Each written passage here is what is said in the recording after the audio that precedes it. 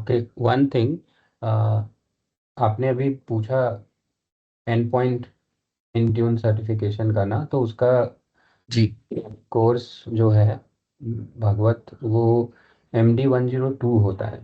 तो if you want take a note and Google it, तो आपको details just a mil moment sir, yes just a moment.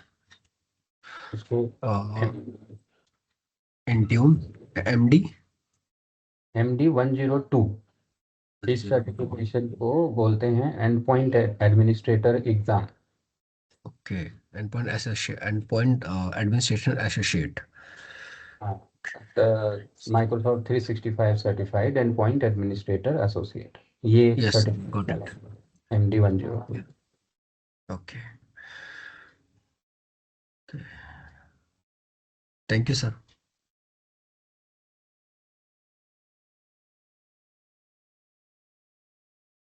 And specially अगर conditional access Intune other, उसके लिए security के लिए उसके आगे SC 300 होता है, SC 400 होता है, ओके जिसमें DLP और DLP पॉलिसीज वगैरह होती है ना इंफॉर्मेशन प्रोटेक्शन में। तो SC हाँ फोर जी। हंड्रेड SC 300 है, ये दोनों सिक्योरिटी से रिलेटेड हैं। इसमें भी इंट्यून के compliance states, conditional access, data okay leak prevention, वो सब एक्सेस कवर्ड होते हैं। देन ओनली फॉर माइक्रोसॉफ्ट 102, जो माइक्रोसॉफ्ट 365 का एग्ज़ाम है, उसमें भी बहुत सारी चीज़ें इंट्यून की कवर होती हैं, but primarily the expert level is MD 102। Okay. इसमें Intune is a main sir good subject. Morning. Good morning. Vijay sir, can you please share the yesterday GitHub link? Yes, Yes, sir. That was in.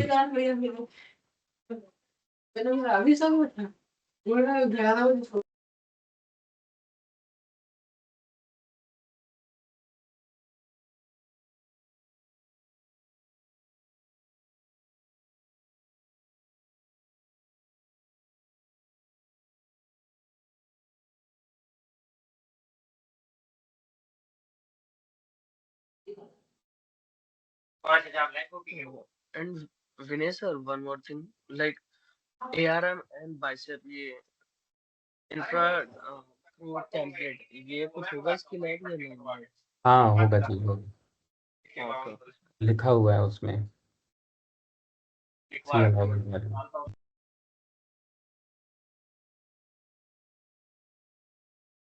ARM के ऊपर एक project का folder भी है, which you can refer.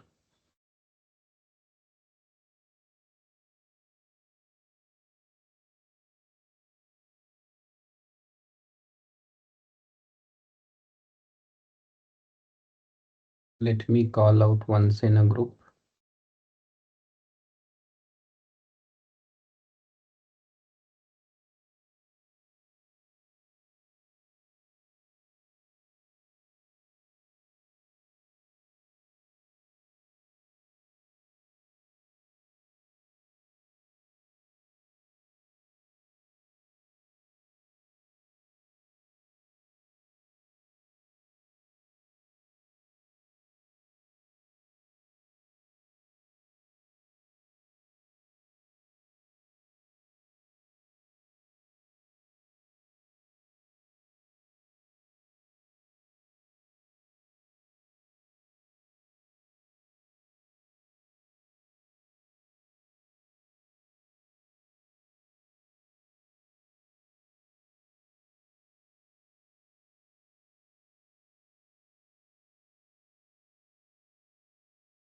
Okay, चलिए फिर start करते हैं।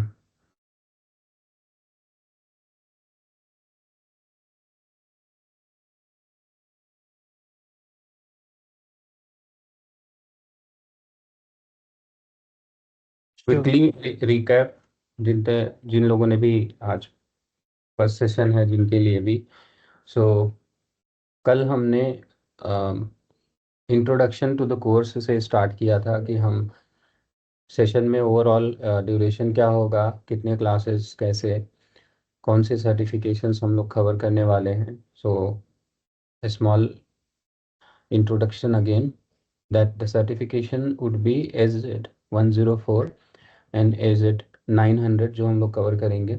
साथ ही साथ बिकॉज ये कस्टमाइज्ड कोर्स है तो इसमें डे टू ऑपरेशंस के लिए कुछ टॉपिक्स और भी हैं जो इसमें कवर होंगे डिटेल में। Migration, monitoring, Azure Kubernetes services, infra identity and access management, generative AI and landing zone का कंसेप्ट। ज़रूरी नहीं है कि सभी के हम लैब कर सकें, लिमिटेशंस अगर हैं तो, और अदरवाइज हम सारे टॉपिक्स डिटेल में अच्छे से कवर करेंगे। कोर्स कंटेंट के लिए मैंने गिटहब का एक लिंक शेयर कर दिया था आप लोगों को, और ये भी बोला था कि अगर आपको PDF में चाहिए तो ऑलरेडी आपको सारे कंटेंट्स के क्या क्या कवर होने वाला है टॉपिक्स, वो क्या नेटवर्क क्लाउड से आप बोलेंगे तो वो आपको शेयर कर देंगे। रिकॉर्डिंग, सारे सेशन रिकॉर्डेड होंगे। डाउट सेशन के लिए आपको 3 ऑप्शंस मिलेंगे कभी भी। जैसे अभी हम सब ने ज्वाइन किया अर्ली, तो आप अर्ली ज्वाइन करके क्वेश्चंस पूछ सकते हो, आप सब ने पूछा, that is one. Second is and of the class, जहाँ पे जब अब क्लास ख़त्म होगी तो उसके पहले आपने अपने डाउट्स एंड क्वेश्चंस नोट करके रखे हैं, और मैं क्लास जनरली 10 मिनट 15 मिनट पहले ख़त्म करता हूँ, तो वो टाइम इसलिए ताकि आप स्क्रीन शेयर कर सको या कुछ दिखाना है दिखा सको, कोई लाइव आप कर रहे हो उसके लिए। अभी शुरू में नहीं, लेकिन गोइंग फॉरवर्ड जब हम स्टार्ट करेंगे और कंटिन्यू करेंगे, प्रोग्रेस करेंगे, तो लैब वगैरह जब बताना शुरू करेंगे तो वहाँ पे आपको टाइम की ज़रूरत होगी, तो that would be the end of the class वाला सेशन, 10 मिनट 15 मिनट, थोड़ा बहुत ज़्यादा भी होता है तो it's okay. Then third is WhatsApp group, जहाँ पे आप लोग अपना व्हाट्सएप ग्रुप के ऊपर भी अपनी क्वेरीज भेज सकते हो। जो हमारा ग्रुप है उसी पे, वो अभी ओपन नहीं है तो ओपन हो जाएगा। लैब के लिए मैंने बताया था कि अजूर का फ्री ट्रायल आप सबको एक्टिवेट करना है। अजूर का फ्री ट्रायल क्या नेटवर्क क्लाउड से आपको नहीं मिलेगा, तो वो आपको अरेंज करना पड़ेगा।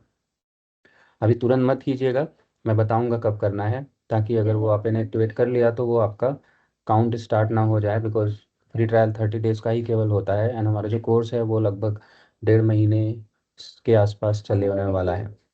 देन कुछ कॉमन क्वेश्चंस जो यूज़र पूछते हैं वही मैंने बताया था कि 365 इंट्यून, माइक्रोसॉफ्ट टीम्स और ADDS डायरेक्टरी सर्विस से रिलेटेड मटेरियल्स, तो वो कंटेंट्स इस कोर्स में कवर नहीं होते, उनके लिए सेपरेट सर्टिफिकेशन है। अभी भागवत ने क्वेश्चन भी पूछा तो मैंने उनको गाइड भी किया कि इंट्यून के कौन कौन से सर्टिफिकेशन है। There are several certification Intune के, अलग अलग लेवल के, सिक्योरिटी लेवल के भी हैं, एंट्री लेवल के भी हैं, 365 से कोलैबोरेट करते हुए भी हैं। सर्टिफिकेशन पाथ जो है वो एक 3 लेवल का सर्टिफिकेशन अजूर क्लाउड में होते हैं जनरली। फाउंडेशन जो AZ 900 है, DP 900 है डाटा के लिए, और AI 900 है जनरेटिव AI के लिए, राइट। और एसोसिएट्स लेवल के सर्टिफिकेशन जो है वो AZ 104 is quite sufficient for everything to start with. और प्रोफेशनल इसके बाद जब आप काम करना शुरू कर दोगे तो उसके बाद रिकमेंडेड होता है कि आप प्रोफेशनल सर्टिफिकेशन पे फोकस करो। 305 and AZ 400 Azzur architect level का, एंड अजूर डेवॉप्स AZ 400 और AZ 500, और ऐसे सर्टिफिकेशंस अवेलेबल हैं, राइट। एंड मतलब 3 ही लेवल के सर्टिफिकेशंस होते हैं, ये हम लोगों ने कवर किया था। और मैंने एक्सप्लिसिटली बोला था आपसे कि अभी करियर गाइडेंस रिलेटेड कि मैं इस टेक्नोलॉजी पे काम कर रहा हूँ और मुझे इतना टाइम हो गया है और मुझे ये कैसे करना है, वो इन सारे क्वेश्चंस को थोड़ा सा अभी रिफ्रेन कीजिए, because we will take this session at the end of the batch.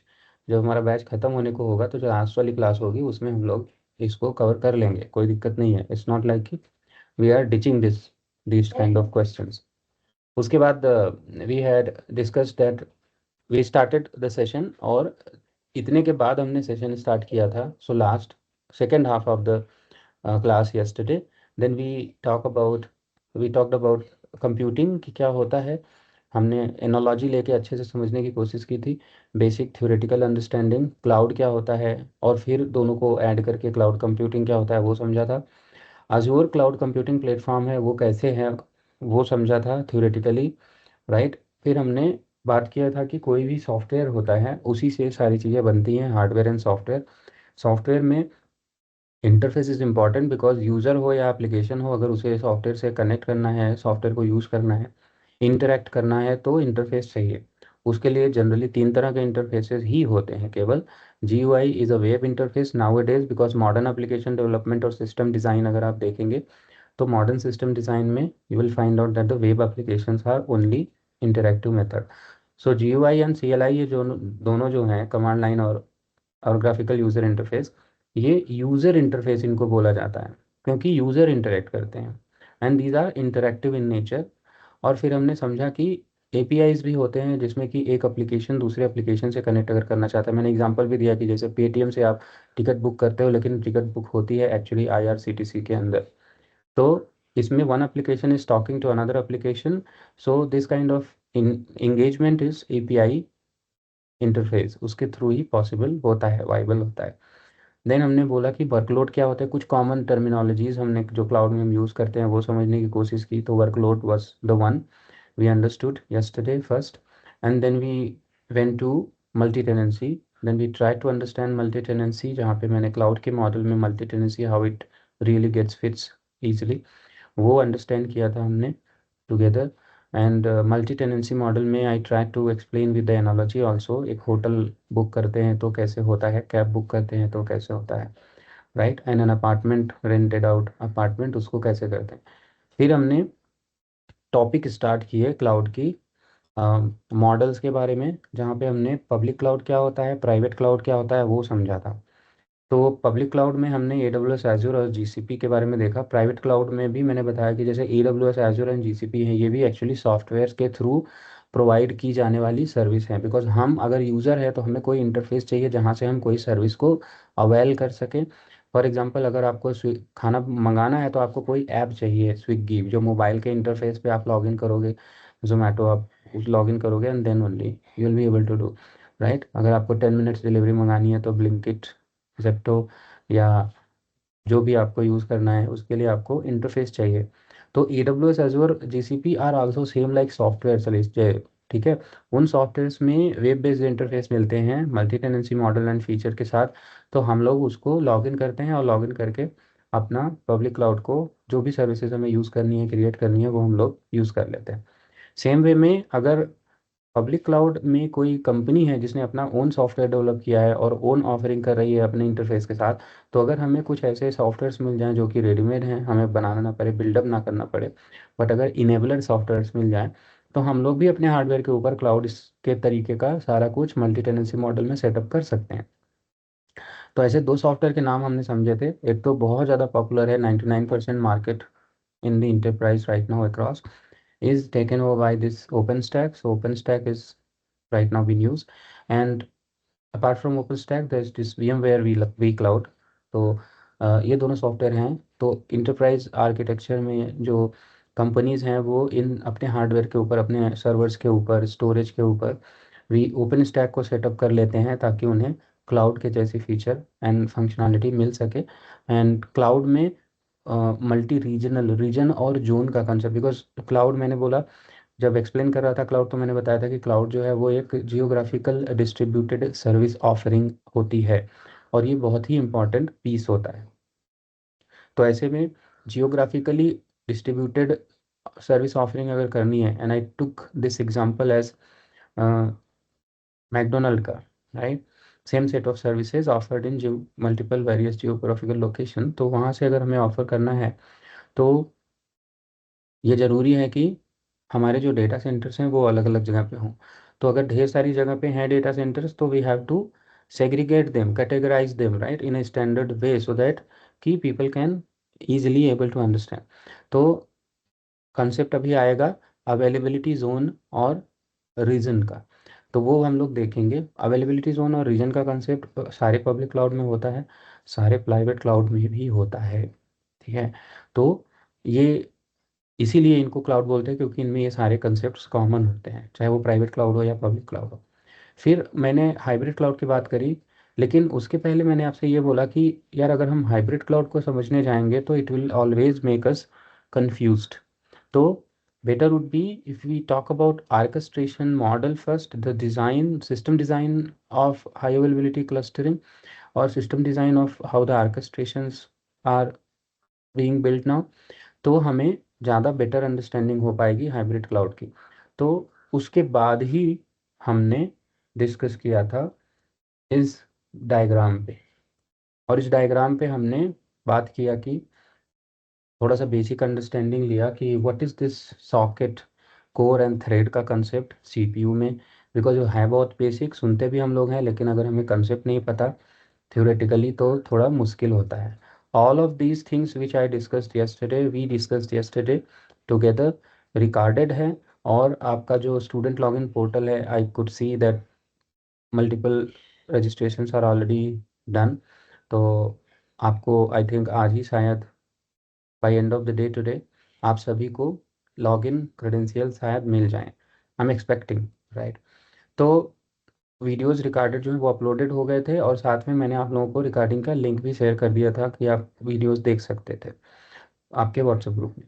तो ये वाला कंसेप्ट हमने समझा था. उसके बाद हमने रिसोर्स के ऊपर समझा कि कैसे क्लस्टरिंग बनती है, क्यों बनती है, बिकॉज हमें हाई अवेलेबिलिटी चाहिए होती है. High availability is a concept wherein one in your system design, if one system is working together with another system on same task, तो अगर कोई एक सिस्टम थक जाता है, ख़राब हो जाता है, परेशान हो जाता है, तो it can offload all its workload to the another system. तो यहाँ वाला ये वाला थका था तो इसने कैसे मूव कर दिया इधर, वो हम लोगों ने साथ में देखा था, राइट. तो ये it can get free up itself, और ये काफ़ी अच्छा डिज़ाइन है, बिकॉज अगर मुझे अपग्रेड करना है इनके होस्ट को, तो without disrupting our running workloads, virtual machine etcetera, we can perform a kind of rolling upgrade, rolling patch, right, rolling migration, rolling changes.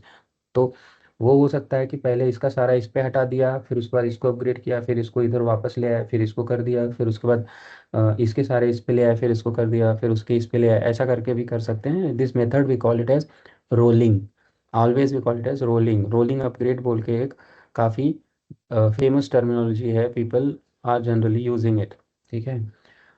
तो इतना तक हम लोगों ने कल डिस्कस किया था. एंड देन वी सेड कि जब ये लेयर अगर हमें हाई अवेलेबिलिटी चाहिए ना, तो कोई भी चीज़ जैसे इमेज प्रोसेसिंग करनी है तो वो भी सॉफ्टवेयर से ही अचीव होती है. तो वैसे ही अगर हमें ये हाई अवेलेबिलिटी अचीव करनी है तो उसके लिए हमें सॉफ्टवेयर चाहिए. And that software we call it as orchestration software. Now then we said that the components which are typically making the orchestration layer as formally enabled, they are API interface, then management, then controller, then scheduler and database. इन सब के अलग अलग काम होते हैं, साथ में ये काम करते हैं, मिलके एक इकोसिस्टम बनाते हैं जिसको हम ऑर्केस्ट्रेशन बोलते हैं. इन सभी के पांचों कंपोनेंट्स के क्या क्या काम होते हैं इंडिविजुअली, वो मैंने एक्सप्लेन किया था कल, राइट. एंड उसके बाद क्योंकि ऑर्केस्ट्रेशन जो है वो बेस्ड ऑन कि किस टाइप का वर्कलोड उसके ऊपर चल रहा है, उसके वर्कर्स के ऊपर या उसके मेंबर्स के ऊपर, उसके हिसाब से उस ऑर्केस्ट्रेशन को हम नाम दे सकते हैं. तो ऑर्केस्ट्रेटर एक कंसेप्ट है, बट एक्चुअली तो ये सॉफ्टवेयर के थ्रू ही ब्रिंग अप होता है. तो अगर वर्चुअल मशीन का केवल ऑर्केस्ट्रेशन हो रहा है तो हम उसे वीएम ऑर्केस्ट्रेटर बोल सकते हैं, और ऐसे एक सॉफ्टवेयर का नाम है VMware vCenter. अगर कंटेनर इमेजेस का, कंटेनर पॉड्स का अगर हम ऑर्केस्ट्रेशन कर रहे हैं तो हम उसे कुबरनेटिस सॉफ्टवेयर बोलते हैं. कुबरनेटिस सॉफ्टवेयर का मतलब क्या है? इट इज़ ऑल्सो ऑर्केस्ट्रेशन, जिसमें कि हम कंटेनर्स को, कंटेनराइज्ड वर्कलोड को मैनेज करते हैं. तो ऐसे में इसका मतलब ये हुआ कि Kubernetes will also have all these components running together and forming orchestration layer. Same way में अगर vCenter है तो उसके पास भी इस तरह के कंपोनेंट्स होंगे, तभी ऑर्केस्ट्रेशन लेयर फॉर्म होती है. ये क्यों बताना जरूरी था? क्योंकि एक्चुअली क्लाउड भी एक ऑर्केस्ट्रेशन है, सॉफ्टवेयर है. AWS, Azure, GCP ये भी एक ऑर्केस्ट्रेशन सॉफ्टवेयर्स हैं, और इन ऑर्केस्ट्रेशन सॉफ्टवेयर्स में भी यही सारे कंपोनेंट्स होते हैं, जिसकी वजह से बहुत सारे सर्विसेज को मैनेज करते हैं. क्योंकि इसमें VM और इसमें कंटेनर ही केवल एकमात्र सर्विसेज थी जिनको मैनेज किया जाता था. बट क्लाउड ऑर्केस्ट्रेशन जो है उसमें पूरा का पूरा क्लाउड कंप्यूटिंग प्लेटफॉर्म ऑर्केस्ट्रेट किया जाता है, मैनेज किया जाता है. और क्लाउड कंप्यूटिंग प्लेटफॉर्म का मतलब क्लाउड कंप्यूटिंग सर्विसेज, जो कि बहुत ढेर सारी होती हैं. कितनी सारी होती हैं, कहाँ से हमें पता चलेगा? वो सारी चीज़ें हम लोग अजोर पोर्टल में जब जाएंगे वहाँ पे तो देखेंगे कैटेगरी वाइज की कैसे पता चलती है. जैसे अगर मैं आपसे बोलूँ कि अमेजोन पे आप क्या क्या बिकता है, तो it will be very easy for you. अगर आप अमेजोन को, पोर्टल को ओपन करके वहाँ कैटेगरी में जाइए, और कैटेगरी में इलेक्ट्रॉनिक्स में जाइए, फिर ड्रिल डाउन करते हुए आप अपने सर्च पे पहुँच सकते हो, टारगेट प्रोडक्ट पे जो आपको चाहिए. तो सेम वैसे ही हमारे पास क्लाउड मॉडल्स जितने भी होते हैं, AWS, GCP, Azure, उनमें भी ऐसे ही प्रोविजंस होते हैं कि आप उनकी कितनी सर्विसेज है उनके ऊपर जा सकते हो, देख सकते हो. ठीक है. तो हम लोग एजूर में भी नेविगेट करेंगे और देखेंगे। यहाँ तक था। अब क्योंकि हम लोगों ने कल आर्केस्ट्रेशन को समझ लिया था, and single interface is very important here, right. तो अब हमें हाइब्रिड क्लाउड को थोड़ा सा समझना चाहिए कि हाइब्रिड क्लाउड क्या होता है। फिर मैं आपको, अब देखो, अगर मैंने बोला कि पब्लिक क्लाउड भी सॉफ्टवेयर के थ्रू बनता है, राइट, AWS, GCP, एजूर, और प्राइवेट क्लाउड भी सॉफ्टवेयर के थ्रू बनता है, ओपन स्टैक, वी क्लाउड। तो अगर दोनों सॉफ्टवेयर के थ्रू बनते हैं तो इसका मतलब हाइब्रिड क्लाउड भी तो सॉफ्टवेयर के थ्रू ही बनता होगा, राइट। तो ये बड़ा इंपॉर्टेंट है कि इनेबलर हमेशा एक सॉफ्टवेयर ही होता है। अब जो हाइब्रिड क्लाउड है, जनरली हाइब्रिड का मतलब होता है when you are dealing with one piece is in public cloud, one piece in private cloud, तब हम उसे बोलेंगे हाइब्रिड क्लाउड। तो बहुत बार ऐसा होता है कि people are making this assumption कि अगर मेरा एक ऑन प्रेमिसेस, ये मेरा एक ऑन प्रेमिसेस डेटा सेंटर है, अगर मेरे पास एक ऑन प्रेमिसेस डेटा सेंटर है, and on the other hand side मेरे पास एक एज्योर क्लाउड है which is a public cloud, अगर हमने इसके बीच में एक कोई कनेक्टिविटी इनेबल कर दी, so that the virtual machines या जो भी सिस्टम, कंप्यूटर्स जो भी हैं यहाँ पे ऑन प्रेमिसेस में जो चल रहे हैं, they can talk to or they can reach to using the private IP address of this, private IP address of this, if they can do ping pong together, है ना, अगर ये आपस में पिंग पोंग कर सकते हैं तो हम इन्हें जनरली हाइब्रिड बोल देते हैं। Yes, it is in a way hybrid, but this is a hybrid connectivity guys, make sure है, पे अटेंशन। ये इस तरह से अगर हम करते हैं ना, तो there are two concept we will say here. One is the hybrid, establishing a hybrid connectivity between the environments. When I say environments, yes, the on-premises is entirely one environment, and Azure cloud, which is a public cloud, would be another environment for you. ठीक है। तो hybrid connectivity when we setup we can, hybrid connectivity तो एक तरह की connectivity है, this is one side, this is another side. वो तो जैसे अगर आपका ऑफिस है, आपका एक ऑफिस है पुणे में समवेयर, एक ऑफिस आपका है नोएडा में समवेयर, एक ऑफिस आपका है हैदराबाद में समवेयर, एक ऑफिस है आपका बैंगलोर में समवेयर। तो हम उनके बीच में भी तो प्राइवेट कनेक्टिविटी करते हैं, सो दैट कि जितने भी ऑफिसेज के कंप्यूटर हैं, सर्वर्स हैं, या जो भी है नेटवर्क है, वो एक दूसरे से के पास पहुंच सकते हैं, एक दूसरे रिसोर्सेज को एक्सेस कर सकते हैं। This is quite possible. और हम सब लोग इसको प्रैक्टिकली जानते हैं, समझते हैं, देखते हैं, क्योंकि हम एवरीडे इसको एक्सपीरियंस करते हैं अपने ऑफिस में जब हम काम करते हैं। और इस तरह की कनेक्टिविटी को हम जनरली VPN कनेक्टिविटी बोलते हैं, वर्चुअल प्राइवेट नेटवर्क कनेक्टिविटी बोलते हैं। तो hybrid connectivity is also possible in Azure. दो तरीके से हाइब्रिड कनेक्टिविटी होती है। एक तो VPN, हम लोग नेटवर्क पढ़ेंगे तो उसमें ड्रिल डाउन करूंगा, बहुत डिटेल में आपको समझाऊंगा, पूरा कंसेप्ट बहुत अच्छे से क्लियर करूंगा। तो एक तो VPN होता है, दूसरा एक होता है जिसको हम बोलते हैं एक्सप्रेस राउट। ठीक है, पूरी स्क्रीन आपको समझाऊंगा कि कैसे इन सब चीज़ों को सेटअप किया जाता है एज्योर के अंदर।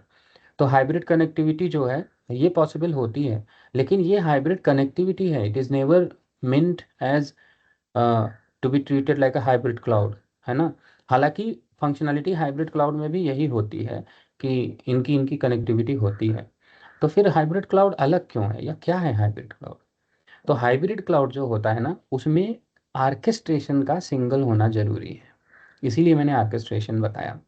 यानी ऐसा समझिए कि अगर आपके पास एक ही इंटरफेस है और उसी सिंगल इंटरफेस से आप पब्लिक क्लाउड में भी रिसोर्स क्रिएट कर सकते हो, मैनेज कर सकते हो, बना सकते हो, आर्केस्ट्रेट कर सकते हो, और आपके पास उसी सिंगल इंटरफेस में लॉगिन करके यूज करके आप ऑन प्रेमिसेस के अपने अकाउंट के, अपने टेनेंसी के हार्डवेयर को और वर्चुअल मशीन्स को, जो भी और रिसोर्सेज हैं, उनको आप मैनेज कर सकते हो, आर्केस्ट्रेट कर सकते हो सिंगल इंटरफेस से उसी जगह पे लॉगिन करके। तब हम इसे बोलेंगे hybrid cloud. So make sure again and pay attention everybody. Hybrid cloud is not a hybrid connectivity. When we say hybrid cloud, it means that there must be a single interface, single orchestration software working with and orchestrating resources and workloads in both the places. कहाँ पे? आपके public cloud में भी और आपके on premises के hardware के ऊपर भी. अब क्वेश्चन ये है कि ये चीज अचीव कैसे किया जाता है, राइट? बिकॉज टास्क तो दोनों सेम ही करते हैं. ये अगर मैंने हाइब्रिड कनेक्टिविटी स्टेब्लिश कर दी तो इसमें भी वही चीज कवर होती है. और अगर हम हाइब्रिड क्लाउड की बात करें तो उसमें भी कनेक्टिविटी वही रहेगा. एक चीज हमें और मिल जाती है जो है कि है and that is very important. वो ये है कि जिस तरीके से रिसोर्सेज को हम, जिस प्रोसेस से रिसोर्सेज को हम यहाँ बनाएंगे, मैनेज करेंगे, सेम उसी प्रोसेस से रिसोर्सेज को यहाँ बनाएंगे, यहाँ मैनेज करेंगे. तो जो फीचर, जो एट्रीब्यूट्स यहाँ बनाए हुए वर्चुअल मशीन का और रिसोर्स का होगा, वही फीचर, वही एट्रीब्यूट यहाँ बनाए हुए वर्चुअल मशीन और रिसोर्स का होगा. इसका मतलब ये हुआ कि any point in time if there is any kind of lift and shift operation we have to perform, it is very easy. लेकिन अगर हमने हाइब्रिड कनेक्टिविटी की है तो यहाँ पे जो वर्चुअल मशीन बनाने का ऑर्केस्ट्रेशन है लेयर, वो कुछ अलग होगा, मे बी VMware. यहाँ पे जो है वो अजोर का क्लाउड है, वो है. तो यहाँ पे बनाना है तो इसके ऑर्केस्ट्रेशन के थ्रू बनाना पड़ेगा, यहाँ पे बनाना है इसके ऑर्केस्ट्रेशन के थ्रू बनाना पड़ेगा. तो उसमें कोई lift and shift operation perform हो ही नहीं सकता. They both are working like a north south pole, है ना. हालांकि अभी भी कनेक्टिविटी तो एस्टेब्लिश हो रही, तो कनेक्टिविटी तो नेटवर्क है, वो तो रहता ही है. तो यहाँ पे सिंगल इंटरफेस की अगर मैं बात करूँ तो what is the single interface? या अशोक? सॉरी सर, मुझे समझ में नहीं आया थोड़ा, मतलब मैं ये नहीं समझ पा रहा हूँ जैसे आप कह रहे हो कि हम मैनेज कर सकते हैं एक इंटरफेस से दूसरे इंटरफेस को, ठीक है? नहीं, लाइक ऑन प्रेम से मैंने ये हम क्या कहा अजूर क्लाउड को मैनेज कर सकते हैं, अजूर क्लाउड से ऑन प्रेम को मैनेज कर सकते हैं? नहीं नहीं नहीं, मैंने ऐसा नहीं कहा. अब उसके लिए पूरा आपको अभी सुनना पड़ेगा, डोंट वरी. मैं अभी ड्रॉ करके और अच्छे से भी बताने वाला हूँ, ठीक है? अभी तो ये बेसिक ड्राइंग है. आपने कल का सेशन अटेंड किया था? Yes yes yes. ओके, ठीक है. हाइब्रिड, वो जो मैंने आपको ऑर्केस्ट्रेशन बताया था, ये तो आपने समझा ही होगा. हाँ हाँ, ये तो समझ में आ गया था कल वाला सर. तो ये कनेक्ट होगा, ये जो यूज़र है वो इसके इंटरफेस पे या वेब इंटरफेस पे वेब लॉग इंटरफेस इन या करता API है, इंटरफेस से मैनेज कर सकते हैं, करेक्ट? लॉग इन करता है. और वो मैनेज किसको करता है? वर्चुअल मशीन क्रिएशन, है ना, या जी. कोई भी और रिसोर्स क्रिएशन. तो जो यहाँ पे हम समझने की कोशिश कर रहे हैं अभी, इसमें ये समझने की कोशिश कर रहे हैं कि कोई सिर्फ एक इंटरफेस पे लॉग इन करेगा. ओके. एंड आई नो कि हाइब्रिड क्लाउड कंफ्यूजिंग होता है, इसीलिए तो मैंने कल से इसकी भूमिका बांधता चल रहा हूँ कि हाइब्रिड क्लाउड कंफ्यूजिंग होता है, इसलिए मैं आपको तरीके से समझाना चाहता हूँ, राइट? तो एक ही इंटरफेस होगा जैसे पब्लिक क्लाउड. अब देखो, पब्लिक क्लाउड से हम इसको मैनेज कर सकते हैं लेकिन यहाँ से इसको मैनेज नहीं कर सकते. तो इसलिए एक ही इंटरफेस होगा. जो यूज़र है, और सपोज अगर हम VM की मशीन में अजोर आर्क हाँ डाल दें तो क्या हम अजोर क्लाउड से उस मशीन को मैनेज कर सकते हैं? हाँ जी.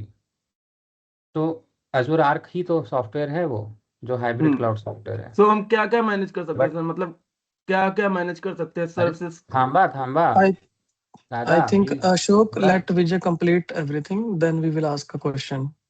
हाँ थोड़ा थोड़ा रुकिए, मैं आ रहा हूँ टॉपिक पे. थोड़ा पेशेंस रखिए, hold your horses. Excitement Just बहुत listen ज़्यादा है. carefully just first. हाँ. तो फ्लो टूट जाता है.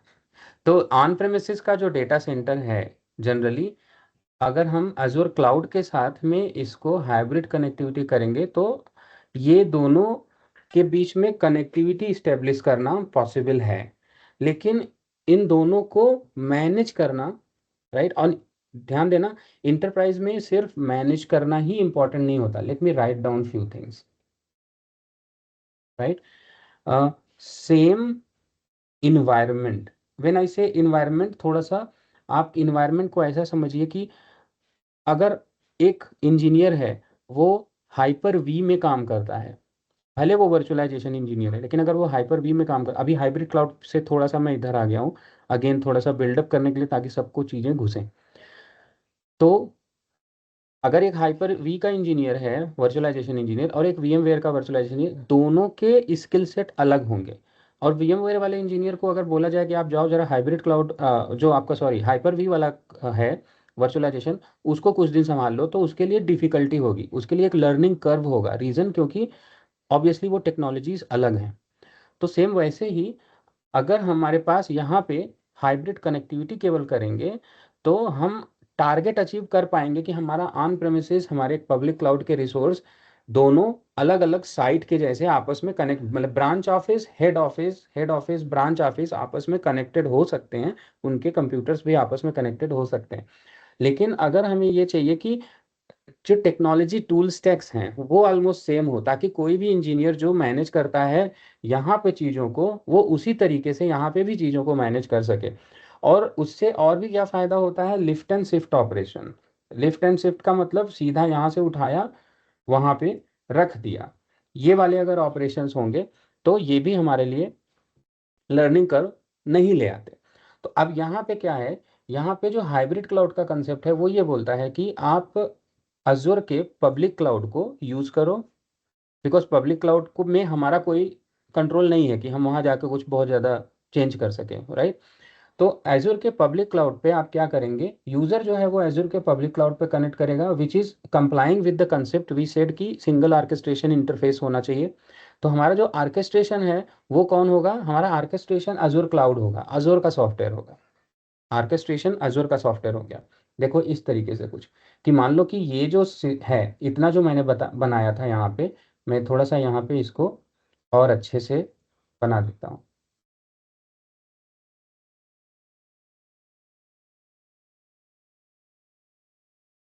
तो थिंक लाइक कि ये मेरा क्लाउड अगर हो गया, आर्केस्ट्रेशन ऊपर मैंने बनाया ही है ऑलरेडी, तो मेरे पास ये ऑन प्रेमिसेस हो गया ये। तो इसी सॉफ्टवेयर से अगर मेरे ऑन प्रेमिसेस के जो सर्वर्स हैं वो रजिस्टर हो सकें, ऑन प्रेमिसेस के जो सर्वर्स हैं ये भी इसी से, अशोक इसी से अगर रजिस्टर हो सकें, तो अगर ये यूज़र यहीं पे लॉगिन करके वीएम क्रिएट करेगा, यहाँ पे भी बना सकता है। अगर ये रजिस्टर है, एज अ नोड ही तो रजिस्टर हो गया, तो यहाँ पे भी रिसोर्सेस को मैनेज कर सकता है। पब्लिक क्लाउड से ही वो पब्लिक क्लाउड के रिसोर्सेज को भी और यहाँ के रिसोर्सेज को भी मैनेज कर सकता है।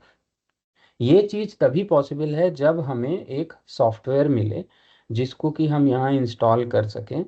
तो इसीलिए इस तरह के सॉफ्टवेयर को हम बोलते हैं एजूर में, इस सॉफ्टवेयर का नाम है Azure arc.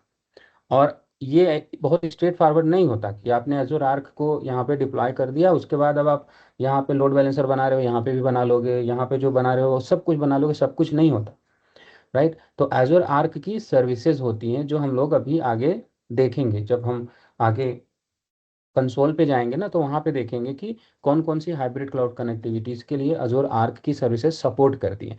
Virtual machine supported है, कुबरनेटिस क्लस्टर सपोर्टेड है, राइट, ये दोनों तो बिल्कुल सपोर्टेड है। तो नाउ यहाँ पे अजूर आर्क का सॉफ्टवेयर डिप्लॉय करके अपने ऑन प्रेमिसेस डेटा सेंटर के फिजिकल हार्डवेयर पे, राइट, एंड या तो वर्चुअल मशीन बना के वर्चुअल मशीन को यहाँ पे, या वर्चुअलाइजेशन लेयर पे भी अजूर आर्क सपोर्ट करता है, राइट। तो यहाँ पे मैंने इसके साथ रजिस्टर कर दिया। अब यूज़र को सिर्फ यहाँ पे लॉगिन करना है और इस वर्चुअल मशीन को भी वो यहीं से मैनेज कर सकता है, इस वर्चुअल मशीन को भी यहीं पे मैनेज कर सकता है, यहीं से स्टार्ट स्टॉप कर सकता है, इसको भी इसको भी। और इस पे कोई एक फ्रंट एंड, या इस पे एक बैक एंड, या इस पे फ्रंट एंड, इस पे back end, multi tier application वो रन कर सकते हैं। तो इस तरह से जब कनेक्टिविटी कुछ बनती है, तो जिस सॉफ्टवेयर के थ्रू बनती है उस सॉफ्टवेयर को हम हाइब्रिड क्लाउड सॉफ्टवेयर बोल सकते हैं, और इस तरह से बने हुए क्लाउड को हम लोग हाइब्रिड क्लाउड बोलते हैं। तो अजूर आर्क अजूर में होता है, तो इसका मतलब बाकी के जो क्लाउड होते हैं वहाँ पे भी तो होने चाहिए इस तरह के सॉफ्टवेयर। तो एजूर में जो हाइब्रिड क्लाउड का सॉफ्टवेयर है उसे हम लोग आर्क बोलते हैं। AWS में जो सॉफ्टवेयर है उसको हम लोग आउटपोस्ट बोलते हैं। और GCP में जो सॉफ्टवेयर है उसे हम लोग एंथॉस बोलते हैं। एंथॉस बोलते हैं, ठीक है। और एक चीज़ और बस केवल, हाइब्रिड क्लाउड के सॉफ्टवेयर में ये जो इनका सेटअप होता है ना, कंज्यूमर के लिए बहुत कम अवेलेबल हो सकता है। जनरली जो डीप हाइब्रिड क्लाउड या ठीक ठाक इंटरप्राइज लेवल पे जो हाइब्रिड क्लाउड होते हैं, उनको सेटअप करने के लिए उनकी टीम ही होती है, पब्लिक क्लाउड की टीम होती है जो पूरा आपको सेटअप करके दे सकती है। उसमें आपका हाइपरवाइजर भी यहाँ पे सेटअप करके दे सकती है, नेटवर्क की चीज़ें भी, डाटाबेस की चीज़ें भी सेटअप करके दे सकती है। लेकिन वो कस्टमाइज होता है, वो ब्लैंकेट चीज़ें हैं, राइट। ऐसा हम लोग अगर लैब करने जाएंगे सामने से, तो हमें पता लगा यहाँ पे हम वर्चुअल मशीन केवल क्रिएट करेंगे और वो वर्चुअल मशीन के ऊपर आर्क का सॉफ्टवेयर डिप्लॉय करेंगे, फिर जाके हम इसके साथ रजिस्टर करेंगे, ऐसा कुछ होगा, ठीक है। तो जो एक्चुअली हाइब्रिड क्लाउड्स होते हैं वो कुछ इस तरीके से होते हैं। या अशोक, अभी क्लियर है, ये लग रहा है ठीक है? हाँ सर, ये अभी सारा क्लियर है। बस एक चीज और जानना चाहता था, क्या जैसे ऑन प्रेम डाटा सेंटर की मशीनों में हम एजर रख डाल के एजर से सॉरी पब्लिक क्लाउड से मैनेज कर सकते हैं, तो उसी तरह क्या अगर हमारे पास multiple different different data center है, जैसे AWS का भी प्लेटफॉर्म है, GCP का भी, तो क्या हम सिंगल प्लेटफॉर्म लाइक जो क्लाउड से मैनेज कर सकते हैं तीनों या नहीं चारों कर को? सकते। तो हाइब्रिड का मतलब क्या होता है? हाइब्रिड इज कि वन साइड पे पब्लिक क्लाउड होगा एक, वन ओके। साइड पे ऑन प्रेमिसेस होगा एक, तो it's always one two one connection. अगर आपने दूसरे के साथ करना है तो वो फिर क्लाउड नहीं रह गया ना, इट बिकम्स हाइब्रिड कनेक्टिविटी। इसलिए मैंने सबसे पहले हाइब्रिड कनेक्टिविटी बताई। हाइब्रिड कनेक्टिविटी इज पॉसिबल कि एक साइड पे अजोर है, दूसरे साइड पे AWS भी हो सकता है, दूसरे साइड पे GCP हो सकता है, दूसरे साइड पे आपका ऑन प्रेमिसेस भी हो सकता है। Okay, means one on premises, one is public cloud, correct? One is public cloud, ठीक हो सकता है। Hybrid thank you. इसको बोलिए, हाइब्रिड कनेक्टिविटी। और ऑन प्रेमिसेस है और पब्लिक क्लाउड एक साइड में, तो उसको हाइब्रिड क्लाउड बोल देंगे। बट वो सॉफ्टवेयर के थ्रू इनेबल करना जरूरी है, अदरवाइज हाइब्रिड क्लाउड नहीं कहलाएगा, ठीक है। हर्षित, आपका क्या क्वेश्चन है? Hi sir, good morning. Sir मेरा पता नहीं मेरा क्वेश्चन रिलेवेंट है या नहीं है। अगर मान लो हमने ऑन प्रेमिसेस में कोई मशीन बनाई है तो हाइब्रिड पे भी दिखेगी वो, राइट? हाँ जी, आर्क में दिखती है। और अगर उसमें कुछ चेंजेस हुए तो लेकिन वो आप ऑन पब्लिक। प्रेमिसेस पे बनाते नहीं हो हर्षित, आप, मैंने इसीलिए बोला कि यहीं से बनाओगे, अगर यहीं से बनाओगे तब तो यहीं पे दिखेगी ही दिखेगी। अच्छा, और इसमें रेप्लिकेशन का क्या रोल रहेगा सर? इसमें कुछ होता है रेप्लिकेशन वगैरह भी, मतलब? नहीं, अभी उस पर मत जाइए, अभी हम लोग बहुत बेसिक कंसेप्ट पे हैं, है ना, ओके ओके। बिल्कुल स्टार्टिंग अच्छा में है। अच्छा, अब शशिधर मेरे पास मेरे पास एक प्रोजेक्ट आ रहा है सर, जिसमें मेरे को रूब्रिक इम्प्लीमेंट करना है, मतलब कॉम्बाल्ट चल रहा है, कॉम्बाल्ट को रूब्रिक पे लेके जाना है, और उनका GCP है तो GCP को एजोर पे लेके जाना है। तो वो हाइब्रिड क्लाउड का उसमें कॉन्सेप्ट आएगा सर क्या? जी नहीं, उस वो नहीं आएगा, उसमें माइग्रेशन का कंसेप्ट आएगा, जो हम लोग आगे एक माइग्रेशन का टॉपिक है वहाँ पे कवर करेंगे। वहाँ पे आप अपने प्रोजेक्ट से रिलेटेड क्वेश्चंस पूछ सकते हैं लास्ट 15 मिनट।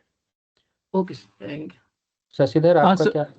सर, ये जो अभी आपने बता रहे थे ना, एज्योर आर्क, AWS आउटपुट, ये यही बता रहे हो ना कि ये हाइब्रिड हाइब्रिड क्लाउड सॉफ्टवेयर है। सॉफ्टवेयर है जिसके थ्रू हम ऑन प्रेमिसेस जो डेटा सेंटर है उनके सर्वर्स को हम यहाँ पे भी एक्सेस कर सकते हैं, ऐसा कुछ है? Correct correct, hybrid connectivity, hybrid cloud setup कर सकते, इसी को हाइब्रिड क्लाउड बोलते हैं इन ओके, सॉफ्टवेयर। ठीक है ठीक है। आशीष, आपका क्या क्वेश्चन था? So just a one question here. If I have a multiple data center on premise, so I have to install the Azure Arc on every data All center, the data and centers. it can be managed by the Azure Cloud Public Cloud, right? Yes, exactly. Perfect. Okay. In That's the what. same way, like how I mentioned here, right? If we can have Mhm. multiple servers, and don't treat these like a server only, treat this like a entire, excuse me, data centers. So in Azure public cloud, if we have multiple data centers, जो हमने कल ही discuss किया था कि cloud का मतलब यही होता है, मल्टीपल जियोग्राफिकली डिस्ट्रीब्यूटेड ढेर सारे डेटा सेंटर्स हैं हमें सिंगापुर में, राइट, US में, जर्मनी में, नीदरलैंड में। तो treat them like in entire data center is here, entire data center is here, entire data center is here, and but these data centers are Azure owned data center and Azure ka data center. It's being managed by a single orchestration layer. So if the same single orchestration layer we can add on one on-prem data center, it means that we can add another data center also for our on-prem for this hybrid cloud use case. So That's quite fine. Okay. feasible. Clear. Okay. Yep. So now अभी तक हम लोगों ने ये समझा कि cloud model क्या होते हैं। तो क्लाउड के 3 मॉडल होते हैं, पब्लिक, प्राइवेट एंड हाइब्रिड, वो हमें समझ में आ गया। अब आती है क्लाउड की सर्विसेज। तो मैंने कल आपसे एक लाइन बोली थी कि क्लाउड में there are hundreds of services जो हमें क्लाउड ऑफर करता है। हमने ये देखा कि VMware है, जैसे उसमें सिंगल सर्विस ऑफर होती है, वर्चुअल मशीन का फैसिलिटी बस। तो किसी ने ये भी क्वेश्चन पूछा था कि हम लोग क्लाउड में क्या पढ़ेंगे ज़्यादा, विंडोज़ पे या लिनक्स पे। तो उसका आंसर भी मैंने यही दिया था कि हम ओएस नहीं पढ़ रहे, हम क्लाउड पढ़ रहे हैं। तो क्लाउड में there are hundreds of services, और उन out of those hundreds of services there is one single service जो जिसको हम बोलते हैं वर्चुअल मशीन। तो वर्चुअल मशीन में केवल ओएस का कंसेप्ट आ रहा है, बाकी जगह पे ओएस का कंसेप्ट एज सच नहीं आ रहा है, because we are it's a infrastructure platform, है ना।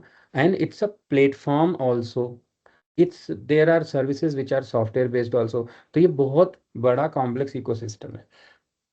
तो क्लाउड में जनरली ये जो इतनी सारी सर्विसेज होती हैं, इनको हम ऐसे, आजकल तो आप लोगों ने ये भी सुना होगा कि database as a service, DBS, VM as a service, VMS, right.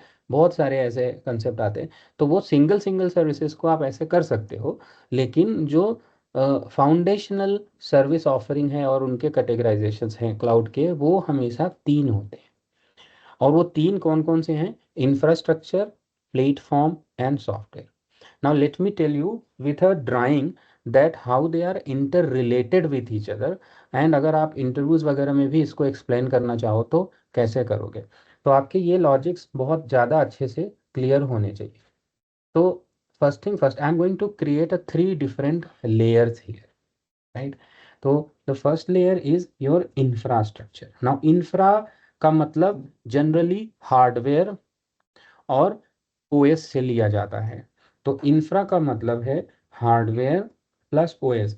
Now anything, if you want to create any service, any server, anything, जो ग्राउंड स्टार्टिंग पॉइंट है, जो बेस है, जो फाउंडेशन है, वो हमेशा हार्डवेयर और ओएस के साथ होगा। अगर आपको डाटाबेस सर्वर बनाना है, यू नीड अ लैपटॉप या एक डेस्कटॉप, एंड उस पर एक ओएस होना चाहिए।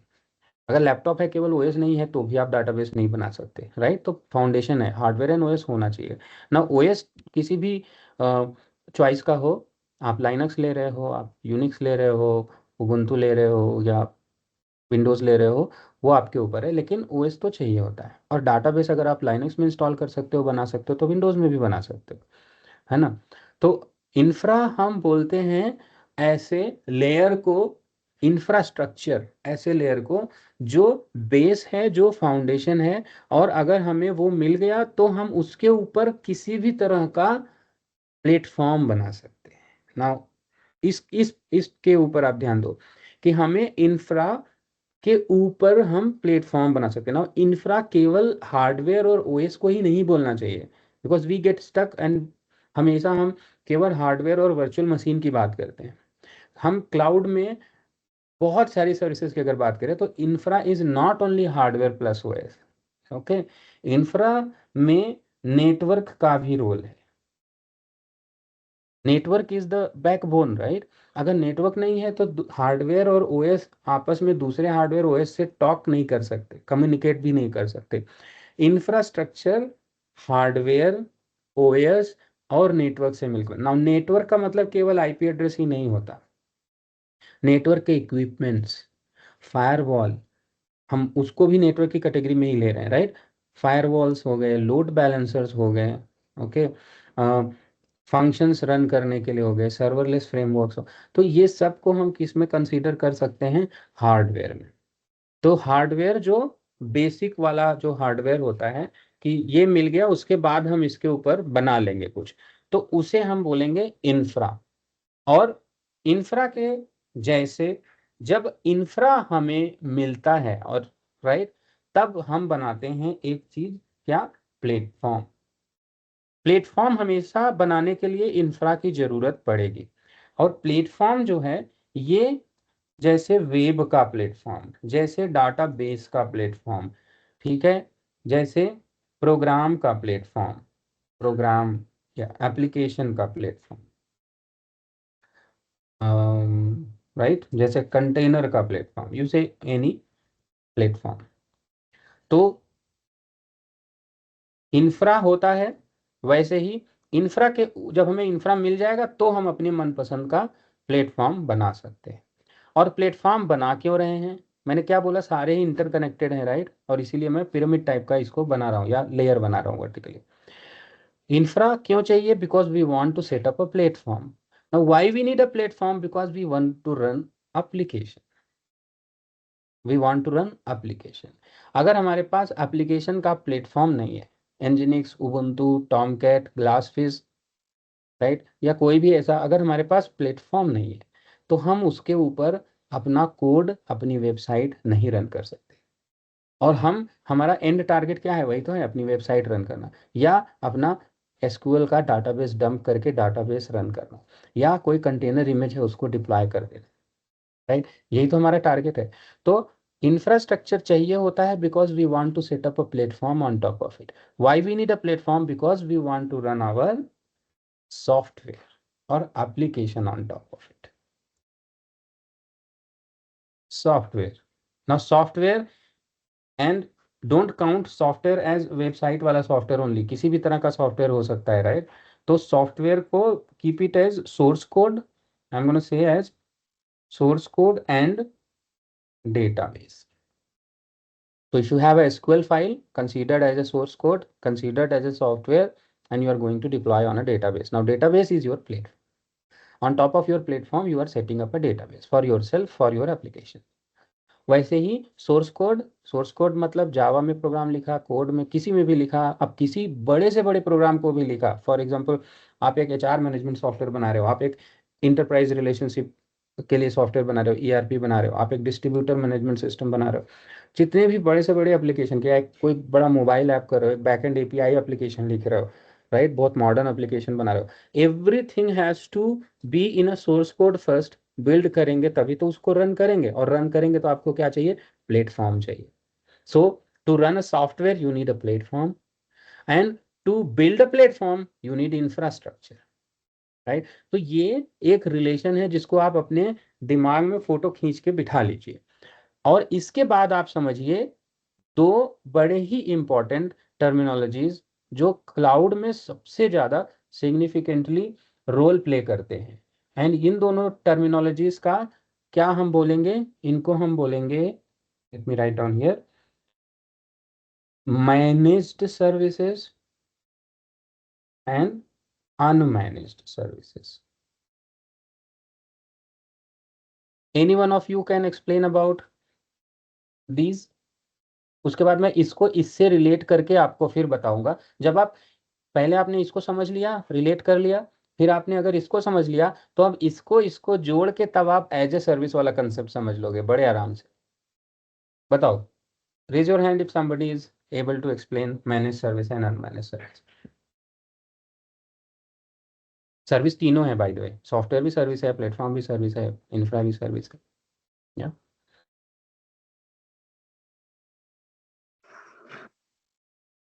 Okay. Sir, no managed problem. services like IaaS manage and services is unmanaged like services है। तुम्हारा इंफ्रास्ट्रक्चर। IaaS प्लेटफॉर्म होता है, that is called manage services. नहीं नहीं, ऐसा नहीं, प्लेटफॉर्म के हिसाब से मत जाइए, okay. Talk about only the service. अब देखो, कल भी आप में से ही किसी ने बोला था कि इट इज सेल्फ एक्सप्लेनेटरी ना, कि ये जो वर्ड लिखा है क्लाउड कंप्यूटिंग, बोला तो बोला कि वो Yeah, सेल्फ, वैसे ये भी सेल्फ एक्सप्लेनेटरी है, right.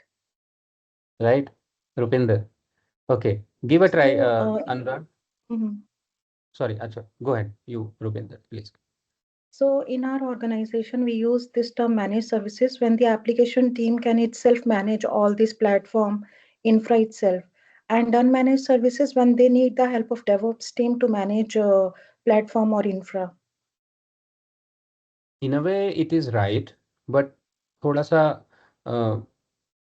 क्लाउड है, आई मीन थोड़ा Mhm. सा कंफ्यूजिंग लग रहा है, but in a way it is right, आपका रैशनल सही है जिस जगह पे आप जा रहे हो। So thank you for this. Ashish. So as I told, the name explain itself. The managed service that it can be managed for all these three environment. Unmanaged, there are few services which it can't be managed by this a cloud. Hmm. So in the other Okay. terms, You focused only two on on the the wording. wording only. So this is not right. But we'll try. So, Thank you. okay.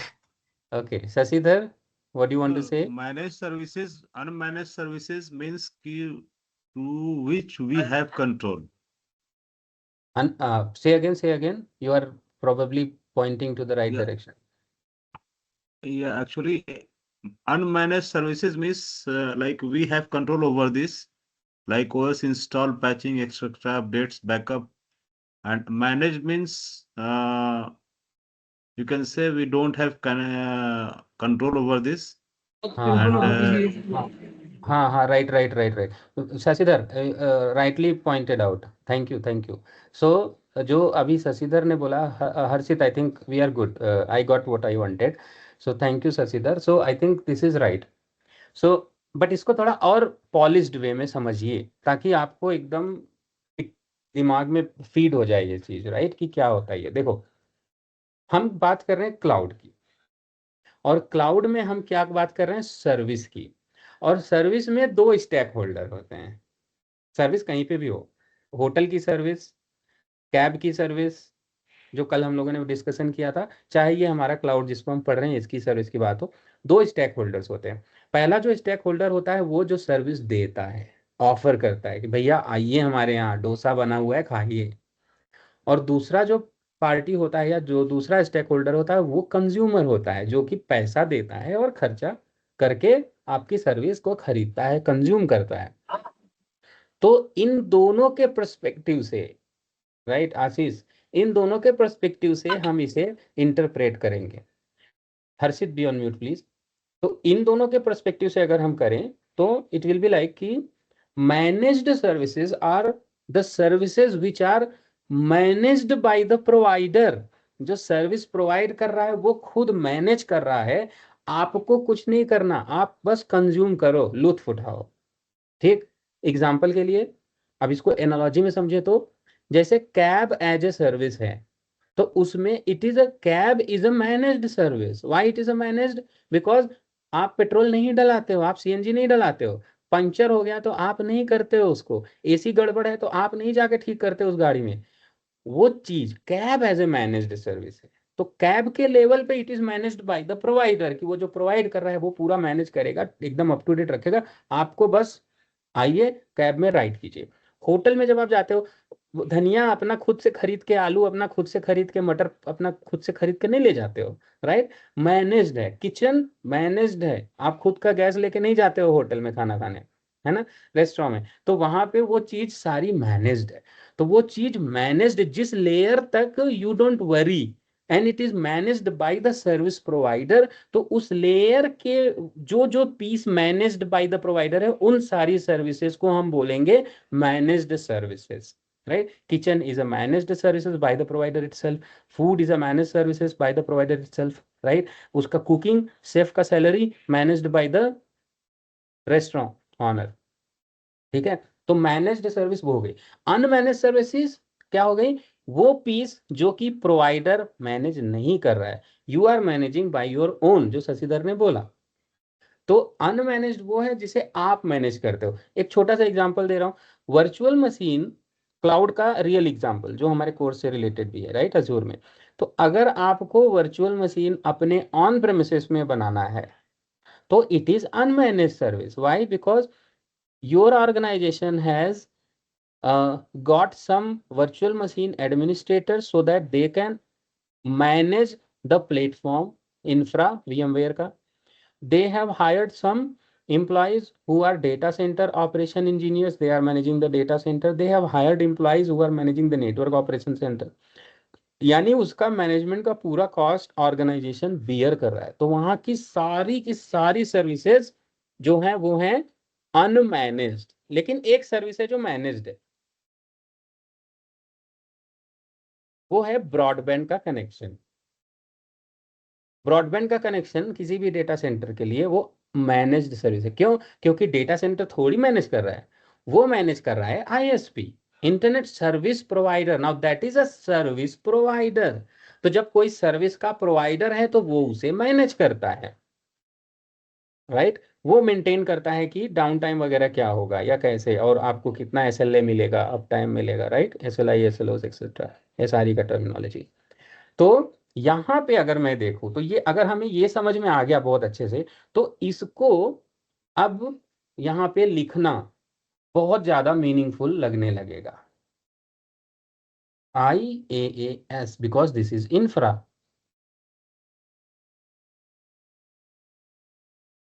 PaaS because this is a platform.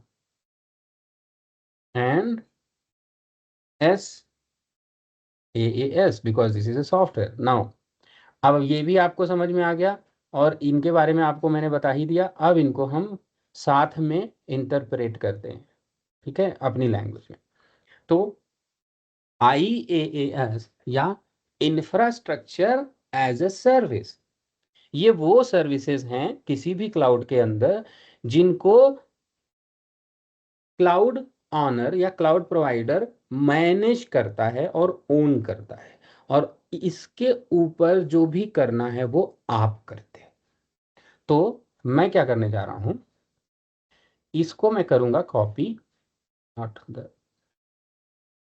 और इसको paste करूंगा 3 जगह पे।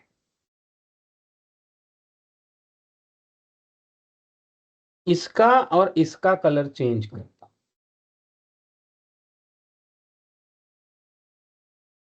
ये वाला piece managed by provider है, ये वाला पीस मैनेज्ड बाय प्रोवाइडर है।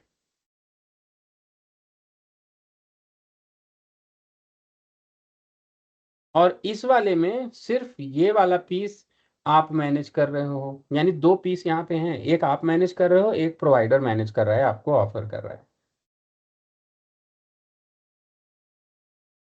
ऐसे। यानी कि आईएएस में हार्डवेयर क्या होगा आपसे मतलब नहीं है, it is managed by the provider. OS आप अपनी सीडी ले जाते हो, अपना पेन ड्राइव लगा के इंस्टॉल नहीं करोगे, managed by the provider. Operating system select करो, क्लिक करो, डन करो, बन गया। नेटवर्क आईपी एड्रेस वगैरह, उसके लिए आपको अपना तार ले जाके वहां पे नहीं लगाना है, राइट। आपका नेटवर्क इज ऑल्सो मैनेज्ड, आपने टिक टिक टिक क्रिएट किया 192.168.0.0/16 क्लास सी का CIDR 16,536 IPs या जितने भी 65,536 बन गया, राइट। तो network on a click you are creating. तो उसको ऑन अ क्लिक वो क्रिएशन के लिए जो नेटवर्क की जो लेयर चाहिए या उसके नीचे का जो हार्डवेयर चाहिए, पता नहीं वो क्या बनाया उन्होंने, यू डोंट केयर कि उसने सिस्को का नेटवर्क के ऊपर कुछ वर्चुअलाइजेशन कर दिया है क्या, उसने एक्सट्रीम का स्विच लगा दिया है क्या, नहीं, you don't care. What you care is the piece which is relevant to you, and that is, मेरे पास एक आईपी का नेटवर्क होना चाहिए, मेरे पास एक VM का, मेरे पास रैम सिलेक्शन कितना मुझे चाहिए, CPU सिलेक्शन कितना मुझे चाहिए, हार्ड डिस्क सिलेक्शन कितना मुझे चाहिए, वो होना चाहिए। I should be able to create a load balancer, back end front end सब कुछ ऐड करके बना दिया, वो होना चाहिए। लेकिन उसके पीछे क्या टेक्नोलॉजी, क्या हार्डवेयर चल रहा है, यू डोंट केयर। तो वो piece is totally managed by the provider. तो अगर infrastructure is totally managed by the provider, लेकिन उसके ऊपर प्लेटफॉर्म क्या बनाना है वो you decide, you are going to decide, कि मैं उस प्लेटफॉर्म पे कौन सा सॉफ्टवेयर रन करूंगा। तो अगर ये वाला पीस आप मैनेज कर रहे हो, ये वाला पीस आप मैनेज कर रहे हो, it's a handshake work, right. Managed वाला piece is provider, you are managing these 2 piece. Now अगर ऐसी सर्विसेज भी हमें अज़ूर क्लाउड या कोई भी क्लाउड प्रोवाइड करता है जिसमें कि प्लेटफॉर्म भी वो बना के दे, हम केवल सेलेक्ट करें, I need a database, okay, MySQL 8.5 select किया, स्पिन अप, बन गया। आपको कोई MySQL डाउनलोड नहीं करना, इंस्टॉल नहीं करना, बैकअप नहीं मैनेज करना, उसका सेटअप नहीं करना, रेप्लिकेशन सेटअप नहीं करना, राइट, उसके डिस्क की साइजिंग सेटअप नहीं करनी। अगर सब कुछ सिलेक्शन पे हो गया तो वो डाटाबेस का प्लेटफॉर्म बनाने की सर्विस आपको दे रहा है। तो यानी कि that is a category of platform as a service, जहां पे आपको सिर्फ एक पीस रखना है, अपना SQL फाइल, अपना सोर्स कोड, अपना सॉफ्टवेयर।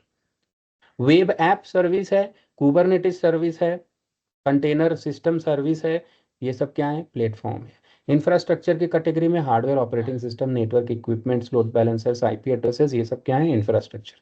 तो इंफ्रा की सर्विसेज की कैटेगरी में वो आएंगे, प्लेटफॉर्म की सर्विसेज की कैटेगरी में ये आएंगे। अगर ये मैनेज्ड है तो ये प्लेटफॉर्म एज ए सर्विस कहलाएगी। प्लेटफॉर्म एज ए सर्विस अगर है तो ऑब्वियसली उसके नीचे का ऑटोमेटिकली चाइल्ड मैनेज्ड ही होगा। तो इंफ्रा और प्लेटफॉर्म अगर दोनों मैनेज्ड बाय प्रोवाइडर है तो ये प्लेटफॉर्म एज ए सर्विस है। केवल इंफ्रा मैनेज्ड बाय प्रोवाइडर है तो ये इंफ्रास्ट्रक्चर एज ए सर्विस है। और अगर तीनों ही मैनेज्ड बाय प्रोवाइडर हैं, you don't put any database का piece, you don't put any Java का फाइल या समथिंग, जस्ट साइन अप किया, यूज कर रहा, इसको हम बोलेंगे सॉफ्टवेयर एज ए सर्विस, जिसमें तीनों चीजें मैनेज्ड बाय द प्रोवाइडर होती है। तो managed by the provider, unmanaged by the provider, so that you are managing it, इसके बिहाफ पे इन सारी सर्विसेज का कैटेगराइजेशन होता है। और हम अब इसके आगे कुछ सर्विसेज के नाम यहाँ लिखना शुरू करेंगे ताकि आपको और अच्छे से क्लियर हो अज़ूर में। बोलिए Rupinder. So can we say SaaS as a fully managed then, because everything is provided by the provider, you are We doing can say nothing over fully there. managed. Yeah, we can Yeah. say fully managed, but that's in a on a basis of fully managed. I mean, it will not be on a basis of service offering. But Mhm. अगर आपको कहना है तो कह सकते हो fully managed SaaS. Okay. Okay. Okay या तो अब हम कुछ सर्विसेज के नाम यहाँ पे लिखेंगे नीचे ताकि आप सबको। Sir I am sorry sir, तो ये सास जो है फुली मैनेज्ड है, तो वहां पे दूसरे इंजीनियर की जरूरत क्या है फिर? दूसरे सॉफ्टवेयर इंजीनियर की ज़रूरत है ना, उसको प्लेटफॉर्म इंजीनियर की ज़रूरत नहीं है, इंफ्रा इंजीनियर की ज़रूरत नहीं है ना, उसे ओके सिर्फ सॉफ्टवेयर इंजीनियर, क्योंकि अगर सॉफ्टवेयर के बारे में आपको पता ही नहीं है तो चलाओगे कैसे। सर बेसिकली कंपनीज में कौन सी ये सारी होती मेथड हैं यूज होता है? सारे यूज एवरी होते हैं सर? जी हाँ, सारे यूज होते हैं, because don't forget everything comes with a cost. Fully managed तो उस वो मैनेजमेंट सर का हाई कॉस्ट कॉस्ट हो जाएगा, है ना? राइट। ठीक है। तो अब जरा सर्विसेज के कुछ नाम लिखें ताकि और ज़्यादा ट्रांसपेरेंसी हमें आए। तो let me write few services name here. When I say infrastructure as a service, यहाँ पे VM, load balancer, IP address, hard disk, and there are many here. Virtual machine के एस्पेक्ट में ही अभी कुछ लिख रहा हूँ मैं, क्योंकि इतनी सारी सर्विसेज हैं उनके नाम याद नहीं हो सकते।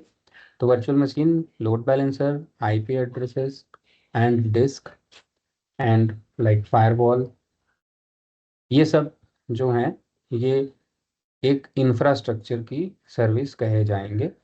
एंड प्लेटफॉर्म की सर्विसेज में वेब एप्लीकेशन, डाटाबेस, डाटाबेस भी बहुत सारे होते हैं, web application, database, Azzur Kubernetes service and registry नहीं, वो तो SaaS में आ जाएगी, ये हो जाएंगे। एंड SaaS की अगर हम बात करें तो Azure AD and Azure container registry, जिसमें कि Azure container registry is a software, and what else, ऐसे तो बहुत सारे हैं बट मैं Azure में जो हम पढ़ने वाले हैं उसी को लिखने की कोशिश कर रहा हूँ। अदरवाइज यहाँ पे MS Teams, Office 365, ये सब भी जो हैं वो SaaS बेस्ड सर्विसेज हैं। इसके लिए आप कुछ इंस्टॉल नहीं करते हो, कुछ सेटअप नहीं करते हो, साइन अप करते हो, कॉन्फ़िगर करते हो और अपने टेनेंसी के लिए यूज़ करना स्टार्ट कर देते हो। ठीक, तो ये जो है 3 डिफरेंट टाइप्स ऑफ कैटेगरीज हैं सर्विसेज की। बोलिए हेमंत। सर यहाँ पे एक चीज सिर्फ मैं क्लियर कर देना चाह रहा हूँ। हाँ। ये जो पहले में इंफ्रा एज ए सर्विस है, इसमें इंफ्रा हुआ हमारा मैनेज सर्विस, हाँ जी, यस यस, बाकी सॉफ्टवेयर और प्लेटफॉर्म हुआ अनमैनेज्ड by the cloud provider.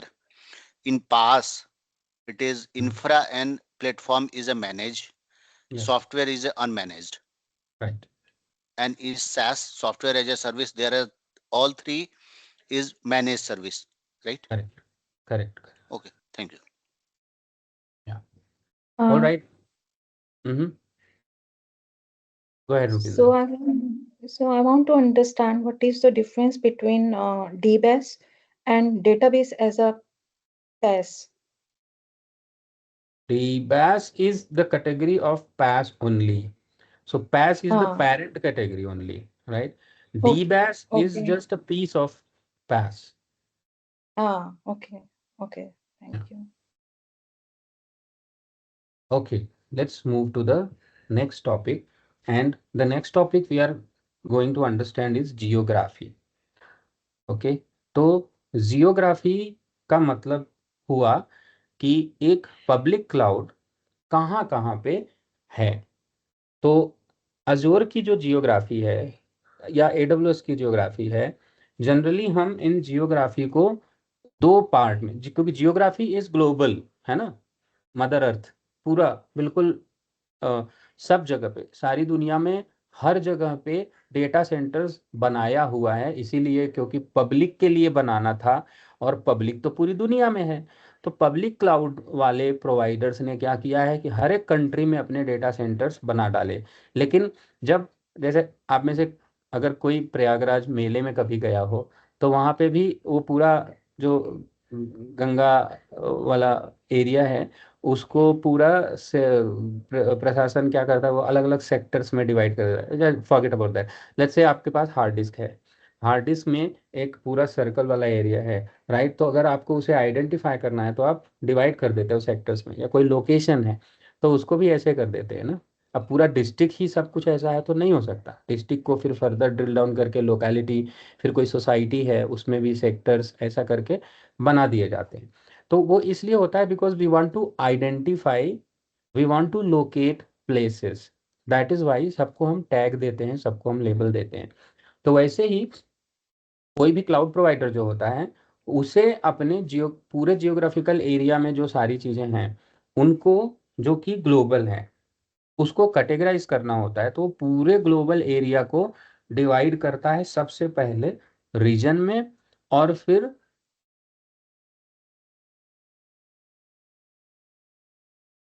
Divide करता है ऐसे रीजन में, और फिर फर्दर जो रीजन होते हैं उनको डिवाइड करता है AZ, या जिनको हम बोलते हैं अवेलेबिलिटी जोन्स में। ठीक है, दैट्स इज हाउ। ये कुछ नहीं है, बस मैपिंग के लिए है ताकि पता रहे। तो अगर हम बात करते हैं रीजन की जियोग्राफी में, तो think like region is like NCR is a broader area. ठीक, NCR क्या फुल फॉर्म है भाई?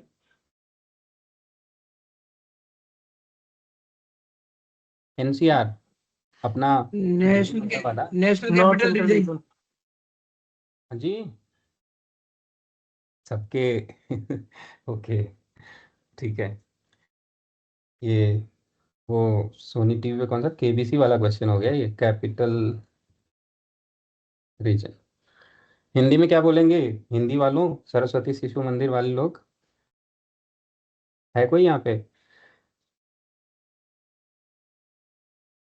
क्या बोलेंगे हिंदी में? नॉट रिलेवेंट, ऐसे ही जस्ट। राष्ट्रीय राजधानी क्षेत्र। क्या बात है, राष्ट्रीय राजधानी। हाँ जी हाँ जी हाँ जी, धन्यवाद।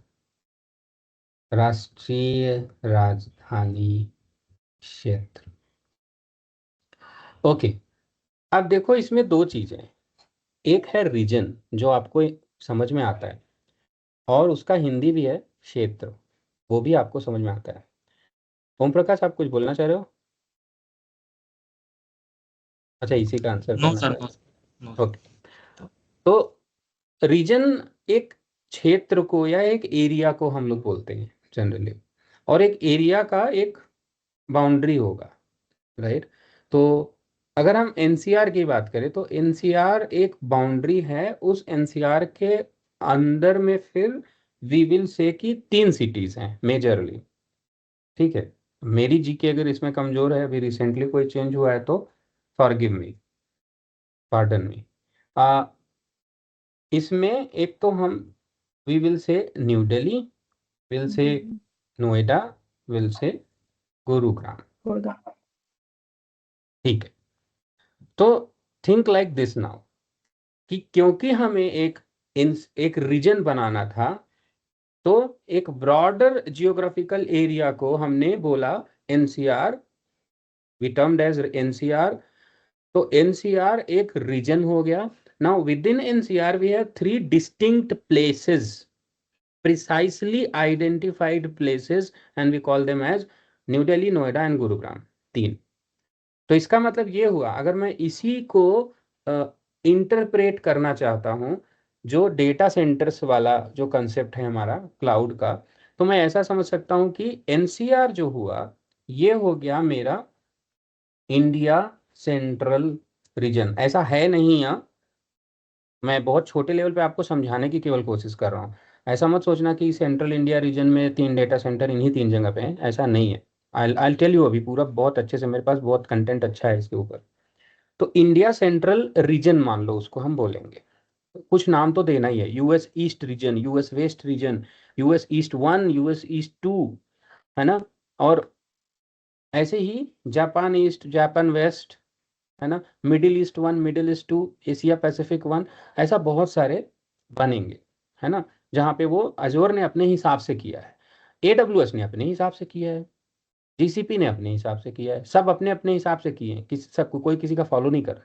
तो हम यहाँ अगर अपने हिसाब से समझने की कोशिश करें, मान लो मैं एक अगर बनाऊंगा इंडिया लेवल पे, केवल मेरा ग्लोबल समझ लो इंडिया है, तो मैं एक रीजन बनाऊंगा, उस रीजन का नाम दे दूंगा एनसीआर, तो इंडिया सेंट्रल रीजन नाम दे दिया, और उसके अंदर फिर अवेलेबिलिटी जोन्स बना दिए। अवेलेबिलिटी जोन्स का मतलब हुआ कि न्यू दिल्ली में एक डेटा सेंटर मैंने बनाया बड़ा सा, और फिर नोएडा में एक डेटा सेंटर बनाया एक बड़ा सा, गुरुग्राम में एक डेटा सेंटर बनाया बड़ा सा। तो what do you understand so far कि availability zones are actually the real data center places, real data center located places, और रीजन उस का ब्लैंकेट है, उसकी बाउंड्री है।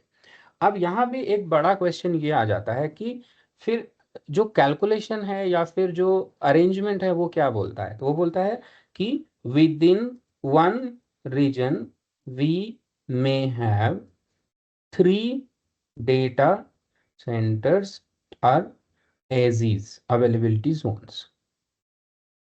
ठीक है, ये अजूर का है, और अजूर में 3 से ज्यादा नहीं होते। AWS में कहीं पे 3, कहीं पे 6, कहीं पे 4, कहीं पे 2, अपनी मर्जी। ठीक है, GCP में भी वैसा ही, कहीं कहीं पे 6 अवेलेबिलिटी जोन्स होते हैं विद इन अ रीजन। ठीक है, ऐसा होता है। अब मैं आपसे एक सिंपल सा कंसेप्ट यहाँ पे डायग्राम के थ्रू समझने की कोशिश करेंगे, जो कि बहुत ज़्यादा रिलेवेंट है जब हम अजूर क्लाउड में रिसोर्स बनाने जाएंगे वहाँ के लिए। ये मेरा रीजन है, रीजन, और इस रीजन के अंदर में मेरे पास 3 अवेलेबिलिटी जोन्स हैं।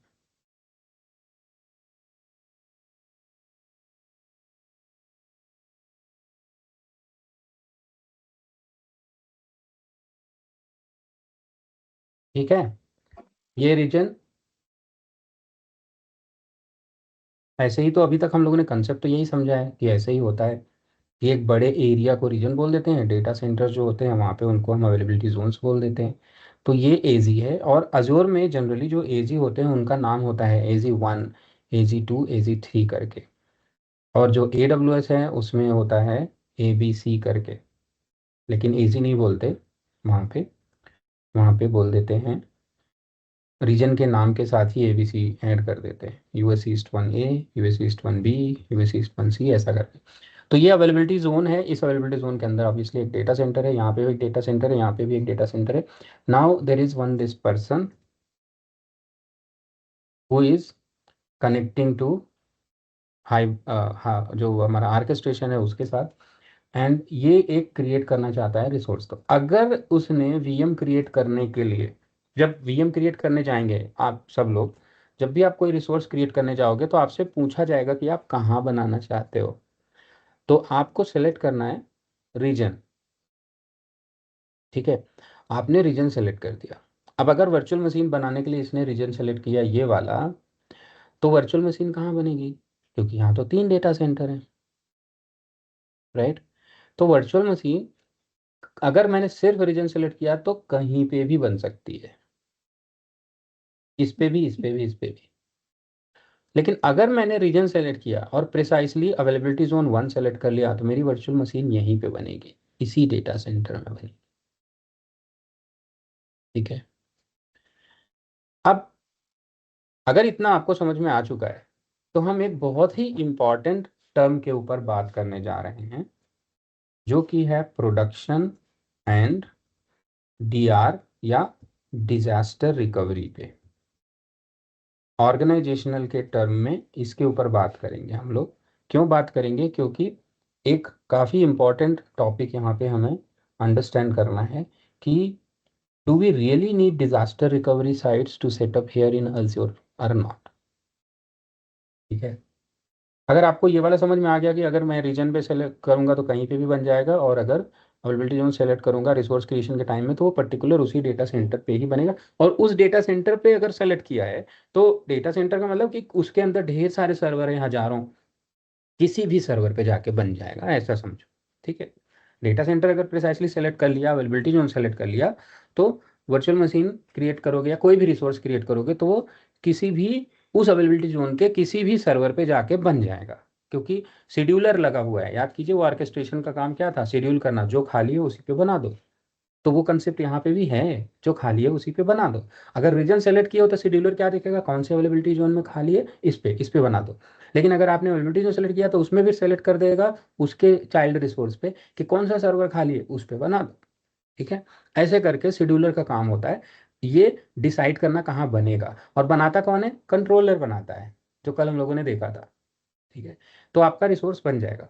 लेकिन अब इससे, बिकॉज जो कॉन्सेप्ट है प्रोडक्शन और डिजास्टर रिकवरी का, ये production and disaster recovery are sites, we call them as site, है ना। और साइट, जैसे आप बिल्डर से घर खरीदने बोल रहे हैं, सर हमारी एक साइट वहां चल रही है, एक साइट वहां चल रही है। Site is always about geographical location, two different geographical location को ही हम लोग साइट बोलते हैं, चाहे वो सिविल के वर्क में हो या हम लोग जब डेटा सेंटर की बात करते हैं तो वहां पे, क्योंकि डेटा सेंटर भी सिविल ही तो है, because data centre is a building and it will be located at somewhere, at a place, है ना। और आप उसे एक साइट बोलते हो, इसीलिए आप साइट बोलते हो, क्योंकि वो एक बिल्डिंग है डेटा सेंटर, और दूसरी वाली साइट यानी दूसरी वाली डेटा सेंटर की बिल्डिंग दूसरी जगह। इसलिए रुपिंदर क्या क्वेश्चन है आपका? सर आपने कहा कि अवेलेबिलिटी जोन्स के जो नाम है एज्योर में, that is AZ1, AZ2, AZ3, तो हाउ 1 2 यूजर 3 कैन सेलेक्ट 1 2 3, तो how user can select, because we don't know what is we this can select geographical with 1 location. or 2 or 3 because you don't care about the locations, you only Mm-hmm. care about the data centers, that you always want that your workload should run in one single data center. तो it can be Mm-hmm. Any, because कोई फर्क तो पड़ता नहीं है ना, what you need is the hardware to support and run. तो you can either select 1 2 और 3, so it can go anywhere, but don't worry, ये एक हाई अवेलेबिलिटी और रिडंडेंसी का टॉपिक है, उसी के ऊपर हम धीरे धीरे जा रहे हैं। जब मैं ये प्रोडक्शन Okay. डीआर सेलेक्ट कर रहा हूँ तो उसी टॉपिक पे जा रहे हैं, प्रॉबेबली जहाँ पे आप पहुँचना चाहते हो। Okay. Okay, so be focused and let's hear out. So production and DR है जो गाइस, ये हम साइट की बात करते हैं। तो उसमें क्या होता है कि हमारे पास, और ये कंसेप्ट है, अभी मैं आपसे पूछूंगा तो आप में से ज़्यादातर लोग इसका आंसर आराम से कर पाओगे, राइट। बट जो प्रोडक्शन और डीआर है ये एक एक्टिव पैसिव अरेंजमेंट है। Anybody who is not agree with me raise your hand, right, any point in time. Production और DR basically 2 different data center हैं, और इनकी रिक्वायरमेंट क्यों होती है, इसलिए क्योंकि अगर मैं दिल्ली में हूँ और वहीं पे मैंने अपना सारा डेटा सेंटर एक जगह बनाया हुआ है, तो नाम ही है इसका डिजास्टर रिकवरी, है ना। अगर कोई natural climate control something like disaster हो गया, हाँ, तो उस डिजास्टर की वजह से मेरा जो साइट है वो पूरा का पूरा काम करना बंद कर देगा, वो नहीं होना चाहिए। तो मैं उसके लिए क्या करता हूँ, मैं सेम वैसा ही एक replicated mimicked environment data centre किसी दूसरे जियोग्राफिकल लोकेशन जो कम से कम 400 miles 300 miles away from the real location of, right. तो ऐसे 2 बिल्डिंग्स पे हम सेम चीज़ें रखते हैं, उनको आपस में रेप्लिकेशन वगैरह भी प्रॉपर ऐसा सेटअप करके रखते हैं ताकि बट यूज़र का ट्रैफिक और सारा जो होता है वो एक एक्टिव डेटा सेंटर पे ही चलता है। तो वो एक्टिव को हम हमेशा प्रोडक्शन बोलते हैं, और जो एक्टिव नहीं रहता है, जो सिर्फ तब पिक्चर में आएगा जब कोई नेचुरल डिजास्टर या कोई डिजास्टर होगा तब पिक्चर में आएगा, उसे हम हमेशा डिजास्टर रिकवरी साइट बोलते हैं। तो हमारे पास 2 बिल्डिंग्स, 2 डेटा सेंटर, 2 अलग अलग लोकेशन में, एक दिल्ली में एक हैदराबाद में भी, और हम उन्हें एक को प्रोडक्शन मेन साइट और एक को डीआर या डिजास्टर रिकवरी साइट बोला करते हैं। तो प्रॉड एंड डीआर का ये कंसेप्ट है। अब ये ऐसे में अगर हम देखें तो ऑन क्लाउड की बात, लेट्स कीप असाइड क्लाउड को, तो अभी ऑन प्रेमिसेस में हमें ये अरेंजमेंट करना जरूरी हो जाता है for a good organisation, right, caring about the data and services uptime, उन्हें जरूरी हो जाता है। लेकिन ऐसे में आपको नहीं लगता कि एक पूरी बिल्डिंग का, सारे सर्वर का, नेटवर्किंग इक्विपमेंट्स का, डेटा का, रेप्लिकेशन का, इंजीनियर का, सैलरीज, राइट, ये सब cost is going in when? Don't you think this is true कि पूरा कॉस्ट जा रहा है ऐसे फालतू, क्योंकि वो यूज तो चल नहीं रहे एक्टिवली? या कल हमने यही डिस्कस किया था, एक्टिव पैसिव होता है तो जी उसमें सर। चला जी जाता है, राइट। Yes, that's correct. तो प्रोडक्शन और डीआर में होता क्या है ये तो हमने समझ लिया, और जियोग्राफिकली लोकेटेड होते हैं दोनों अलग अलग जगह पे, लेकिन इस सिचुएशन में कॉस्ट जाता है। लेकिन अब सोचो कि अगर मेरे पास कोई ऐसा अरेंजमेंट होता, ऑन प्रेमिसेस की ही बात कर रहे हैं, let's keep private cloud aside, अगर मेरे पास कोई ऐसा अरेंजमेंट होता कि मैं, मेरे जो सर्विसेज चल रही हैं, सर्विसेज को मैं दोनों डेटा सेंटर पे रन करूं, और अगर मान लो जैसे एग्जांपल के लिए, और बी वेरी फोकस्ड हियर, मेरे एक एक वर्ड को ध्यान से समझने की कोशिश कीजिएगा, सुनिएगा। एक जो मेरा डेटा सेंटर है उस पे मान लो कि अगर मैं एक्टिव पैसिव में चलाता तब की बात कर रहा हूँ, इस सिचुएशन की, प्रोडक्शन एंड डीआर की, तो एक सर्वर है जो कि चल रहा है 8 GB रैम और 4 CPU के साथ, एक सर्वर, और वो प्रॉपर हैंडल कर रहा है लोड वगैरह, और दूसरा सर्वर भी फिर मुझे उसी साइज का बनाना पड़ेगा। लेकिन अगर मैं थोड़ा सा क्लेवर हूँ तो मैं ऐसा करूँ अगर कि एक सर्वर को उसको डिवाइड कर दूँ, उसके रिसोर्सेज को डिवाइड कर दूँ, तो जो 8 GB रैम है उसकी जगह 4 GB रैम, और 4 CPU की जगह 2 CPU का एक यहाँ पे चलाऊंगा और एक दूसरे डेटा सेंटर में चलाऊंगा। ऐसे में दोनों को एक्टिव रखूं तो मैंने अपनी कॉस्ट जस्ट हाफ कर दी, राइट। लेकिन अब यहाँ एक बड़ा चैलेंज आ जाता है, how will you manage your traffic splitting? फिर मुझे चाहिए एक लोड बैलेंसर। अब क्वेश्चन आ जाता है, लोड बैलेंसर कहाँ चलाओगे? डेटा सेंटर तो 2 हैं, बीच में कोई थर्ड डेटा सेंटर तो है नहीं, राइट। तो ये एक एक्चुअली ये चैलेंज है। हम अगर चाहें तो ऐसा सेटअप कर सकते हैं, लेकिन ऐसा करना थोड़ा सा कम फिजिबल होता है ऑन प्रेमिसेस के केस में। इसी को मिटिगेट करने के लिए क्लाउड में मैनेज्ड सर्विसेज है। तो क्लाउड में क्या है कि क्लाउड में हमें प्रोडक्शन, मैं जो ओवरऑल करना कहना चाहता हूं आपको वो ये कि क्लाउड में बिकॉज ऑफ दिस रीजन का अरेंजमेंट, रीजन के जो अवेलेबिलिटी जोन होते हैं, जो डेटा सेंटर्स होते हैं, वो नेटवर्क से, फाइबर नेटवर्क से इतना ज़्यादा टाइटली कनेक्टेड होते हैं कि आप आईपी एड्रेस बनाओगे, नेटवर्क जो बनाओगे वो इन तीनों के ऊपर बनता है। यानी कि नेटवर्क जो है वो रीजनल होता है। इसको हम लोग और ज़्यादा डिटेल में, नेटवर्किंग का एक पूरा चैप्टर आएगा जिसमें हम लोग समझेंगे। तो जब हम लोग नेटवर्क बनाते हैं ना, तो नेटवर्क इज रीजनल। अगर रीजनल हो गया तो सोचो मैंने एक वर्चुअल मशीन बनाई यहाँ पे 192.168.1.7, और एक वर्चुअल मशीन मैंने बनाई यहाँ पे, उसका आईपी मैंने रख दिया 1.8, और उसके बाद इन दोनों के ऊपर एक लोड बैलेंसर कहीं पे बिठा लिया।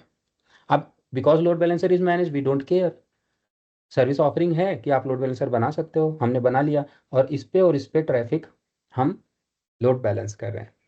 तो हमारे पास 2 साइट्स हो गई, 2 डेटा सेंटर्स हो गए। ऐसे में अगर ये पूरा डेटा सेंटर डाउन भी हो जाता है तो भी मेरी जो सर्विसेज हैं वो दूसरे डेटा सेंटर से चलेंगी। तो मैं एक्टिव पैसिव का कॉस्ट रेमिडिएट कर पा रहा हूँ। और सिर्फ यहाँ पे तो हम सिर्फ प्रॉड और डीआर की बात कर रहे थे, यहाँ पे तो 3 डेटा सेंटर्स हैं, राइट। तो अगर 3 अवेलेबिलिटी जोन में हम इस तरह से कुछ अरेंजमेंट करें कि हम वर्चुअल मशीन को बनाएं और उन्हें लोड बैलेंस करें, तो हम जिस लेवल की हाई अवेलेबिलिटी अचीव करते हैं या रिडंडेंसी अचीव करते हैं ना, रिडंडेंसी एंड हाई अवेलेबिलिटी में क्या डिफरेंस है? High availability is a state, high availability is a state, एक अवस्था है जो हम प्राप्त करना चाहते हैं हिंदी में, right. High availability is a state we want to achieve, but how we will achieve this high availability state? With or by enabling redundancy. And redundancy is what? Redundancy is when there are two parties operating, working together, handling same workload, then we can say they are redundant to each other.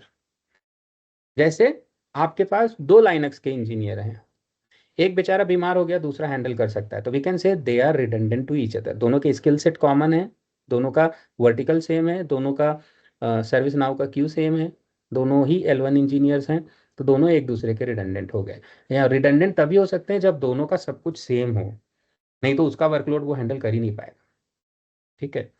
तो redundancy is the way of achieving high availability, ठीक।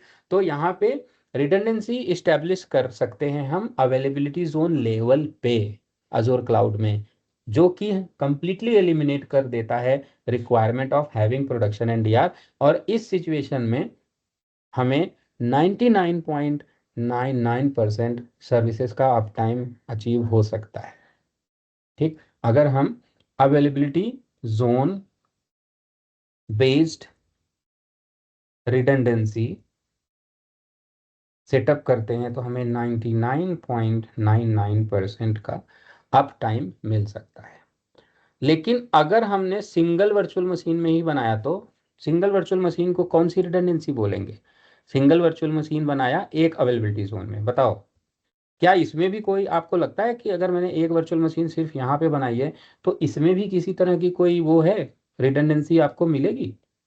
नहीं मिलेगी कोई redundancy किसी भी level no. Javed बोलिए। मिलेगी sir, local hardware level पर दूसरे सर्वर पे मूव हो सकता है, इस तरफ से मिल सकते हैं। ये भूल गए आप कि which is LRS I think, LRS या स्टैंडर्ड रिडंडेंसी, ये भूल गए आप कि हम सिर्फ अवेलेबिलिटी जोन की रिडंडेंसी की क्यों बात करें। अगर सर्वर यहाँ एक सिंगल बनेगा तो उसके पास भी तो वो बहुत सारे हार्डवेयर होंगे, अगर हार्डवेयर फेलियर हुआ तो दूसरे पे तो मूव कर ही जाएगा ना।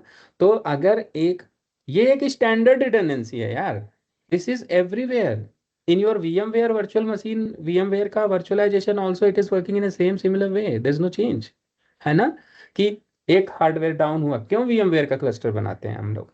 इसीलिए तो बनाते हैं कि हार्डवेयर बेस्ड रिडंडेंसी मिल जाती है, हार्डवेयर बेस्ड रिडंडेंसी मिल जाती है। One hardware is down, the workloads are moving to another, right? This is, we call it as standard redundancy. A standard is only that which is available everywhere, right? Without any specifics. तो standard redundancy जो होती है वो हमें देती है 99.90%। Standard redundant, अगर मैंने सिंगल VM इस पे बनाया तो स्टिल इट इज रिडंडेंट, ये मत सोचना कि वो रिडंडेंट नहीं है, बट उसमें मुझे सिर्फ 99.90 मिलेगा। और वो जो 0.09% का रिडंडेंसी जो इसमें एक्स्ट्रा मिल रहा है, it is just because there may be hypothetically a situation where this entire zone is down and practically हमें बहुत सारे AWS में तो कितना ही डिजास्टर हो गया था अभी रिसेंटली, राइट। GCP में हो गया था, एज़्योर में, सभी में होता रहता है, हो जाता है। तो अगर ये पूरा जोन यानी ये पूरा डेटा सेंटर ही समहाउ डाउन है, वही prod DR वाला situation, in that case the standard redundancy will be 0, इसीलिए सिंगल वीएम बनाएंगे या स्टैंडर्ड रिडंडेंसी पर आएंगे तो you will achieve only 99.90% up time. And अगर आप तीनों पे बना के ऐसे कर लेंगे, एजी बेस्ड रिडंडेंसी सेटअप करते हैं तो हार्डवेयर की रिडंडेंसी भी है और साथ ही साथ डेटा सेंटर लेवल की रिडंडेंसी भी है, यानी कि your workload can sustain on failure of the hardware as well as the failure of the entire data centre as well. So that is adding extra layer of 0.09% of uptime and that is why it is becoming 99.99% uptime। तो ये तो हो गया redundancy जो कि clearly related है geography से। Now I am going to tell you the geography और वो बड़ा beautiful लगता है। I really love this person। Yeah, Ashish, you have something? Can you show me that diagram, please? I just want to confirm. You said the AZ redundancy is only applicable when the all VMs belongs to the same region, or it can be a different region as well? No, AZ based redundancy only can be achieved within a region only. If your virtual machines are in a different region, the network will be different. You have to put separate efforts. Gotcha. Okay. Yeah. So sir sorry, बस ये अगर region wise problem हो गया, जैसे अभी युद्ध वगैरह चल रहा है बढ़िया यूएस वगैरह में, तो क्वेश्चन, मैं समझ गया आपका क्वेश्चन, बहुत बढ़िया है और हम इसको समझने वाले हैं थोड़ी देर में। Okay okay. हाँ हाँ, आपका क्वेश्चन बहुत अच्छा है, सही डायरेक्शन में जा रहे हो। या अशोक, तो मुझे एक चीज इसमें ये पूछना था, जैसे समटाइम हम एप्लीकेशन के रिक्वायरमेंट के हिसाब से कई बार दो सेम मशीन को, मतलब जैसा आप बोलते हो ना, रेडिडेंट मशीन को हम एक ही होस्ट पे रखते हैं या एक ही क्लस्टर पे, एक ही डाटा सेंटर में रखते हैं, तो उस केस में क्या होगा, कैसे करेंगे? क्योंकि यहाँ पे तो दोनों डाटा नहीं सेंटर अलग अलग है। देखो, हम वैसे केस में तो रखते हैं लेकिन क्लाउड के केस में नहीं रखते, क्योंकि क्लाउड के केस में जरूरत नहीं होती। मैं क्योंकि एफिनिटी एंटी एफिनिटी की बात कर रहा था। नहीं नहीं, यहाँ पे anti affinity because services are manage, you can not apply anti affinity here. Okay. Don't forget कि वर्चुअल मशीन के हाइपरवाइजर के ऊपर आपका कोई कंट्रोल नहीं है, it is manage service. VMware में कर सकते हो, यहाँ पे यहाँ पे नहीं कर सकते। वहाँ नहीं कर सकते, राइट, क्योंकि जरूरत ही नहीं है, चीजें वहाँ पे हम बहुत सिर्फ ज्यादा डाटा सेंटर ही manage सिलेक्ट कर सकते हैं, डाटा सेंटर चूज कर सकते हैं कि अगर AZ1 में दोनों ही होना चाहिए बस। बिल्कुल। एक चीज और है जो आगे मैं बताऊंगा, जिसको अवेलेबिलिटी सेट बोलते हैं। VMware में इसको फॉल्ट टॉलरेंस बोलते हैं। यस। उससे आपको अवेलेबिलिटी मिल जाएगी, बट थोड़ा सा आगे बताऊंगा क्योंकि otherwise it will B confusing. और सर एक चीज और, जैसे आपने लोड बैलेंस का बताया था, तो ऑन प्रेम में जैसे नेटवर्क लोड बैलेंस होता है, तो यहाँ पे क्या वो कौन सा यहाँ टर्म यूज होता करते है, हैं? यहाँ होता है, लोड बैलेंसर ही बोलते हैं, बट विल अंडरस्टैंड, उसका एक डेडिकेटेड चैप्टर है पूरा। ओके। लोड बैलेंसर ही बोलते हैं, अजूर लोड बैलेंसर। 99.95% भी एक अप टाइम है, इनके बीच का भी एक अप टाइम है जो हम अचीव कर सकते हैं AS से। बट व्हाट इज दैट, वो हम लोग थोड़ा सा आगे समझेंगे, वो थोड़ा कंफ्यूजिंग लगेगा, पहले इन सबको समझ लेंगे तो वो समझना सही रहेगा। यस भागवत, बोलिए। Should sir I? जैसे आप कह रहे थे कि while creating the VMs on Azure आपको जो जोन सेलेक्ट करना है वो AZ1 2 3 करेक्ट?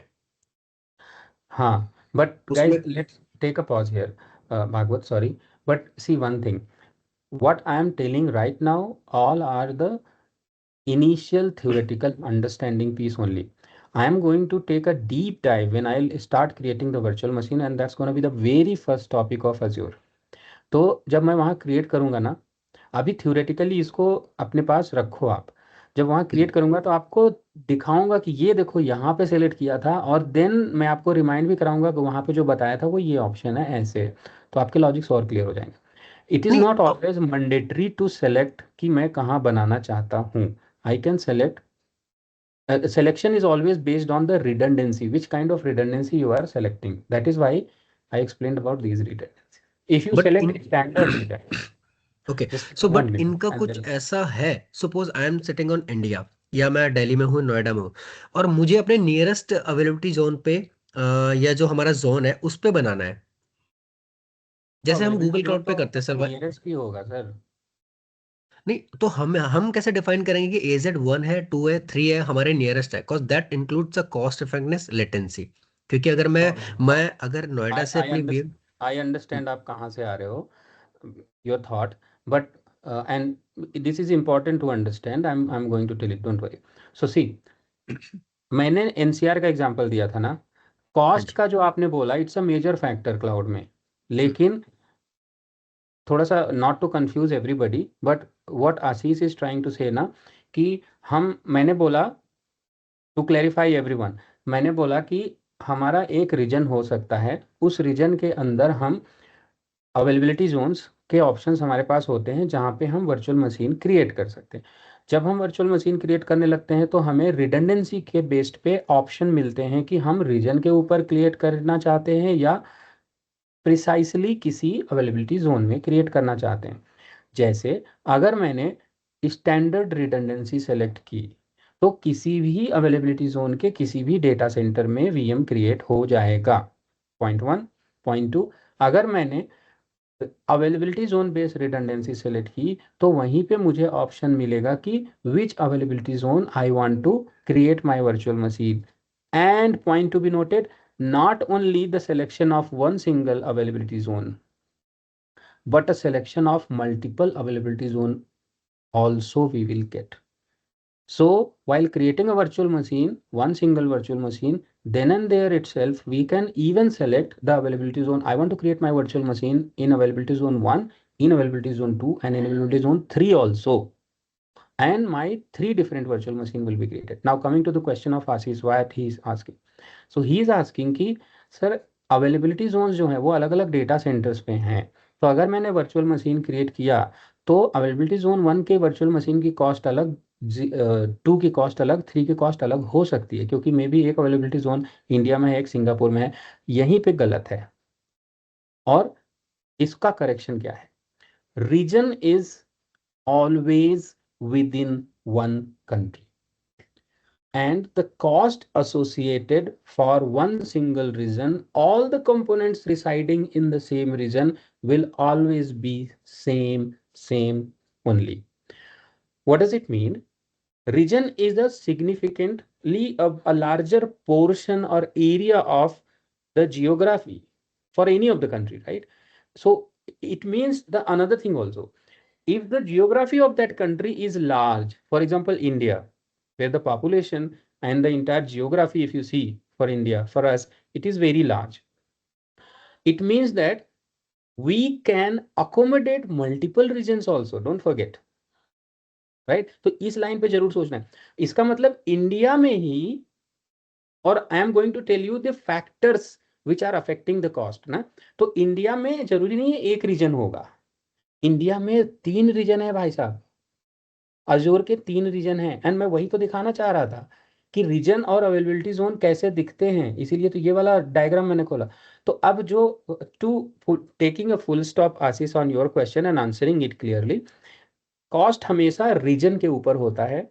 एंड अगर 2 रीजन एक ही कंट्री में है तो कॉस्ट एक्चुअली हमेशा कंट्री के ऊपर होता है, because the local taxation, right, the resources, electricity, everything defines the cost. So cost हमेशा एक कंट्री के हिसाब से एक रीजन के लिए प्लेन होता है, दूसरे रीजन के लिए अगर इसी कंट्री में है तो बहुत माइनर डिफरेंसेस हो सकते हैं, but most of the time में 0 डिफरेंसेस होते हैं. बट अगर एक रीजन एक कंट्री में है, दूसरा रीजन दूसरे कंट्री में है, then only there would be cost difference. So the cost difference is always on the basis of region, not on the basis of availability zone. I hope this answers your question. This is what you wanted, right Ashish? Was it you, right?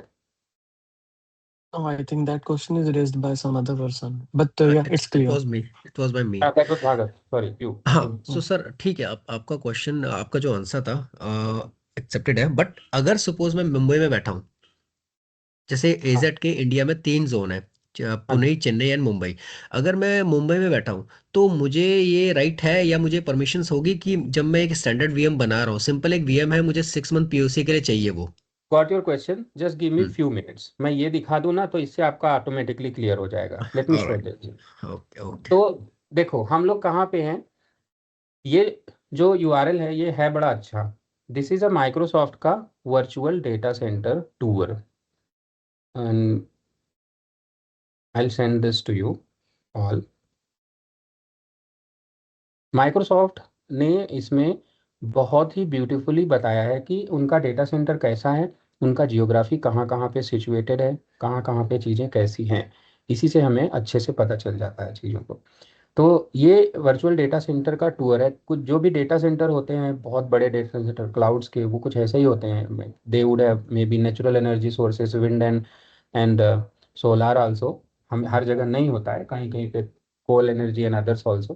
Natural resources, energy, cooling arrangements, right? You see here vents, cooling arrangements, etc. And then the building and the data center. Data centers तो हर जगह, space में भी data centre, पानी में और बहुत जगह पे डेटा सेंटर्स हैं, राइट? तो this is a data centre tour. अगर आप इस पर क्लिक करोगे, इंटर इनटू द लॉबी, तो उन किसी अजूर के जो स्टैंडर्ड डेटा सेंटर्स होते हैं वो कैसे दिखते हैं, तो who would be welcoming you, right? AI assistant भी है. If you want to explore the lobby, then you will go here. The lobby will be like this: the Microsoft, some lady, the then you can enter the operations room. How the data center operations room, DC ops rooms looks like. Data center operations are like this. People would be continuously monitoring, right? ये पूरा एक बढ़िया virtual reality tour है. Fine. तो ये तो हो गया डेटा सेंटर का. बट अभी हमें जो जियोग्राफी के ऊपर डिस्कस करना है, we will focus on the geography. तो मैं यहाँ पे ये जो डेटा सेंटर है इसको ऐसे हटा के सिर्फ एक्सप्लोर बटन पे क्लिक करता हूँ, ठीक है? एंड अजूर का global infrastructure experience is loaded, ठीक है? Now what you see here is fibre, like ये जो धागे, पतले धागे के जैसी चीजें हैं, दीज आर सबमरीन केबल्स. समुंदर के अंदर केबल्स बिछाई गई है. And what you see here, there are several dots, right? जो ये पीले रंग का दिख रहा है, ये प्रोजेक्ट्स हैं इलेक्ट्रिसिटी पैदा करने के, जो अजूर के ओन्ड हैं नेचुरल रिसोर्सेज के लिए. जो आप, ये विंड का है, इधर जो आप देख रहे हो ये सोलार के प्रोजेक्ट्स हैं, ठीक है? और ये मदर अर्थ, जहाँ पे कि आप हर एक कंट्री पे कहाँ कितने डेटा सेंटर्स वो देख सकते हो. तो आई एम हियर इंडिया पे, और यहाँ पे अगर मैं डेटा सेंटर्स को देखूं, और नॉट ओनली दिस, बट यहाँ पे आप रीजन के फिल्टर लगा के भी यहाँ पे आपको पूरा डिटेल दिखाएगा कहाँ कहाँ डेटा सेंटर है, ठीक है? Now one big discussion here is that why a company wants to select a data centre कि मुझे या रीजन की मुझे यहीं पे रिसोर्स क्रिएट करना है. उसके फैक्टर्स क्या हैं कि मैं क्यों सेलेक्ट करूंगा कि मैं इस वाले रीजन में अपना सब काम करूंगा? बहुत सिंपल सा आंसर है. अगर फ्लिपकार्ट की बात करें, जो इंडिया में केवल ऑपरेट करे, राइट? ब्लिंकिट इंडिया में केवल ऑपरेट कर रही हो, तो उनके यूजर बेस, यानी उनके जो एप्लीकेशंस या उनकी जो सर्विसेज हैं जो हम रन करेंगे क्लाउड में, हम क्लाउड यूज क्यों कर रहे हैं? हम एप्लीकेशन रन करना चाहते हैं. उसको यूज करने वाले यूजर बेस कहाँ है? यूजर बेस अगर केवल इंडिया में है तो हम इंडिया में रखेंगे. क्यों? क्योंकि यूजर्स को लिटेंसी कम मिले. लिटेंसी उसको बोलते हैं जब एक डेटा पैकेट रिक्वेस्ट ले करके ट्रैवल करता है सर्वर के पास, फिर वहां से रिस्पॉन्स लेके आता है और डिलीवर करता है. तो जो ये डिस्टेंस तय की गई होती है, जितनी देर में तय की गई होती है, इसे हम लोग लिटेंसी बोलते हैं. Higher the latency, slower the response. Lower the latency, higher the response, है ना? कम दूरी, जल्दी से आ गया तो जल्दी 10 मिनट की डिलीवरी हो गई, नहीं तो 20 मिनट की डिलीवरी हो गई, है ना? तो यानी हम किस जगह पे अपना सर्विस रन करेंगे, कोई भी ऑर्गेनाइजेशन इससे डिसाइड करता है कि मेरा यूजर बेस किधर है. तो अगर इंडिया में कोई है तो उसके लिए डजन मैटर कि हैदराबाद में या पुणे में 300-400 किलोमीटर से या 800 किलोमीटर, 900 किलोमीटर से, 1000 किलोमीटर से लिटेंसी का इतना बड़ा डेफिसिट नहीं हो जाता. You can place your servers anywhere, लेकिन सबका फेवरेट होगा अगर इंडिया के सेंट्रल पोजीशन पे हम अपना रिसोर्सेज क्रिएट करें तो, राइट? तो सही रहेगा. तो इंडिया में 3 रीजन्स हैं: south India, central India, and यहाँ पे एक और है, बट ये यहाँ पे है नहीं. इंडिया साउथ सेंट्रल दिखा तो रहा है, बट हाँ ठीक है, इंडिया साउथ सेंट्रल. अब ये दोनों के कलर चेंज क्यों हैं? क्योंकि इंडिया साउथ सेंट्रल जो है ना, इसमें प्रोबेबली सिंगल अवेलेबिलिटी जोन होगा और इस पे सेंट्रल इंडिया में और साउथ इंडिया में 3 अवेलेबिलिटी जोन होंगे, यानी 3 डेटा सेंटर होंगे, इसलिए ऐसा है। अब ये जो ब्लू डॉट्स दिख रहे हैं बॉम 30, ये है आपका डेटा सेंटर मुंबई में। ये वाला जो डॉट ब्लू दिख रहा है PNQ 30, ये है पुणे में डेटा सेंटर। इधर वाला जो दिख रहा है ये बॉम 35, ये भी मुंबई महाराष्ट्र में ही कहीं पे है। ये वाला जो है ये NAG नागालैंड में प्रोबेबली, या आई डोंट नो कहीं पे भी। अगर आप इस पे क्लिक कर देंगे ना तो यहाँ पे पता सर चल जाएगा। नागपुर में है शायद, हाँ, Nagpur. It is in Nagpur, yes, this is Nagpur, location is Nagpur, here it is. तो जिस पे भी आपको देखना है, इफ यू क्लिक ना, आपको पता चल जाएगा लोकेशन। इस पे क्लिक करो तो it is in New Delhi, where it is JGA Jamnagar में है। तो यानी कि इंडिया में जो डेटा सेंटर्स हैं अजूर के, कितने हैं? 1 2 3 4 5 6 डेटा सेंटर्स हैं। तो जामनगर में है, गुजरात में, दिल्ली में है, मुंबई में 3 हैं, 2 हैं, एक पुणे में है और एक नागपुर में है। महाराष्ट्र में ज़्यादा है। वैसे भी महाराष्ट्र को कैपिटल ऑफ डेटा सेंटर्स बोला जाता है, बिकॉज बहुत सारे डेटा सेंटर्स महाराष्ट्र में होते हैं। ठीक है, तो ये आपको बहुत अच्छा टूर दे देगा। नहीं, ताइवान में है, यहाँ China East, China East two, China North, China. यहाँ पे 4-5 क्यों हैं? क्योंकि चाइना का जियोग्राफी थोड़ा बड़ा है इंडिया से, राइट। रसिया में तो कुछ नहीं होगा, क्योंकि रसिया तो भाई यूरोप में सबसे ज़्यादा इधर कंजस्टेड, उसके बाद इधर, right, east America and north America and south America. ठीक है, तो ये है जहाँ पे आपके डेटा सेंटर्स, और यू सी हियर ना, इतने बड़े बड़े केबल बिछे हुए हैं। अच्छा, एक और बड़ी इंपॉर्टेंट चीज़ इंटरनेट को लेके आती है। इफ़ यू सी इंडिया के अंदर इतने सारे फाइबर केबल बिछे हुए हैं, ये सारे फाइबर केबल वो हैं जो कि यहाँ पे विद इन इंडिया में इसको अजोर ओन करता है। और अगर हम ट्रैफिक की बात करें तो इंडिया का 100% ट्रैफिक, ऑलमोस्ट 100% ट्रैफिक मुंबई से होके जाता है, क्योंकि मुंबई से होके इधर होके गल्फ कंट्रीज से लेके यूरोप में पहुंचना बहुत इजी है।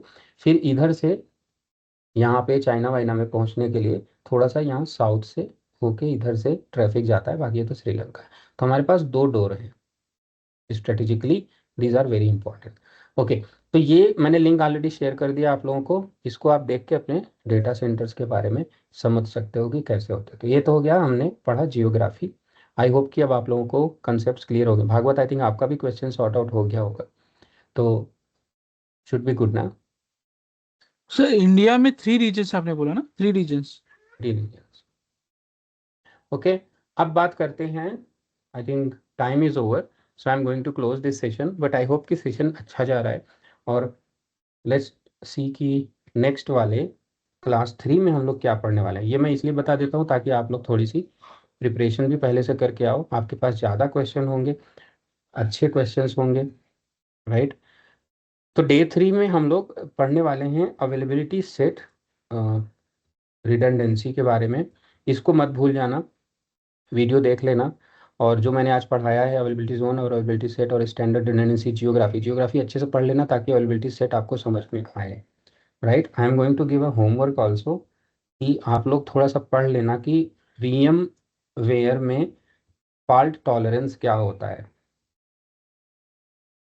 थोड़ा सा पढ़ लेना, ठीक है इसको। और वी मोशन क्या होता है, ये 2 चीज़ें थोड़ा सा पढ़ लेना पहले से। अगर पढ़े रहोगे तो आपको बहुत अच्छा काम आएगा। तो मैं अवेलेबिलिटी सेट की रिडंडेंसी पढ़ाऊंगा नेक्स्ट सेशन में, और उसके बाद हम लोग पढ़ेंगे अजोर का हिरार्की, यानी अजोर का मैनेजमेंट ग्रुप क्या होता है, अजोर में रिसोर्स ग्रुप क्या होता है, अजोर में रिसोर्सेस क्या होते हैं, और सब्सक्रिप्शन क्या होते हैं, इनके बारे में हम लोग पढ़ेंगे। यानी कि हम लोग अजोर पोर्टल के बारे में थोड़ा सा करेंगे कि व्हाट इज़ अजोर पोर्टल, यानी कि नेक्स्ट वाले सेशन में हम लोग अजोर पे इंटर करेंगे, ठीक है। So this is the agenda for day 3। आप लोग थोड़ा सा कुछ चीज़ें पढ़ के भी आइएगा, एंड नेक्स्ट सेशन में हम लोग अजोर पे लॉग इन करेंगे। Ashish, go ahead, your question. So are you going to put this notepad into the WhatsApp group, or ये from रफ where I है, can find? No this Oh, is a okay, rough आशीष। ऐसा होता है ना, जैसे if this would have been a classroom session, तो मैं क्या करता, व्हाइट बोर्ड पे यही सारी चीज़ें लिखता और उसके बाद उसको रब कर देता, that's है ना। fine. Okay, just तो copy same paste thing is into here. that. Perfect. Okay. मैं ऐसे रफ बना रहा हूँ, somebody is looking into it, वो समझ नहीं पाएगा। अब वो मतलब just keeping it open always, तो इसलिए चल रहा है। Any other question guys from anyone before we wind up the session? बोलिए कुछ, या चलो आगे आएगा तो फिर फाइन। विश्वजीत से प्लीज। सर वो रीजन बेस्ड जो आप बता रहे थे, जैसे एक रीजन डाउन हो गया तो दूसरे रीजन में नहीं जाएगा अभी, जैसे वो अपने आप नहीं होता, लेकिन ये वाला अपने आप हो जाता है। तो तीन, अभी देखो रिडंडेंसी है ना, ये जो रिडंडेंसी है ना, इसी वाले टॉपिक में हम लोग पढ़ेंगे। तो रिडंडेंसी जो है ना, ये मैंने बताया कि अभी तक मैंने दो रिडंडेंसी टाइप कवर किया, एक स्टैंडर्ड और ये बॉटम टू टॉप जाएगा। स्टैंडर्ड रिडंडेंसी जिसमें कि हमें वीएम लेवल पे मिलता है ना, जो हमने आज पढ़ा। अवेलेबिलिटी जोन बेस्ड रिडंडेंसी, और तीसरा हम लोग पढ़ेंगे availability set based redundancy. Standard हमें कुछ करने की जरूरत नहीं, ऑटोमेटिक आती है, मैनेज्ड। अवेलेबिलिटी सेट हमें डिफाइन करना पड़ता है, तब आती है। अवेलेबिलिटी जोन हमें डिफाइन करना पड़ता है, तब आती है। लेकिन एक चीज़ है चौथा, जिसमें हमें स्पेसिफिक अरेंजमेंट करने पड़ते हैं, तब आती है, वो होती है रीजनल रिडंडेंसी। ये स्पेसिफिक अरेंजमेंट करने पड़ते हैं, तब आती है। ठीक, क्योंकि इसमें नेटवर्क वगैरह अलग हो जाते हैं। एक रीजन का नेटवर्क दूसरे रीजन का नेटवर्क अलग अलग होता है, उनके बीच में आपको बहुत नेटवर्क की पहले कम्युनिकेशन सेटअप करना पड़ता है। फिर उसमें आपको स्टेटलेस स्टेटफुल वर्कलोड के बारे में समझना पड़ेगा। स्टेटफुल को अलग तरीके से सेटअप करना पड़ता है, स्टेटलेस को अलग तरीके से। फिर लोड बैलेंसर भी उसमें थोड़े अलग तरीके के चाहिए, राइट। तो ये समझना पड़ेगा। उसके बाद एक और कंसेप्ट भी है थोड़ा सा, जो this is just a concept जो हम समझेंगे, वो है रीजन पेयर का। रीजन पेयर का कंसेप्ट, तो इसके बारे में भी थोड़ा सा समझेंगे, है ना। तो आपके जो क्वेश्चंस हैं वो 4 नंबर पे जो मैंने रिडंडेंसी लिखी है उसके ऊपर है। Okay sir, thank you. या लास्ट क्वेश्चन अशोक।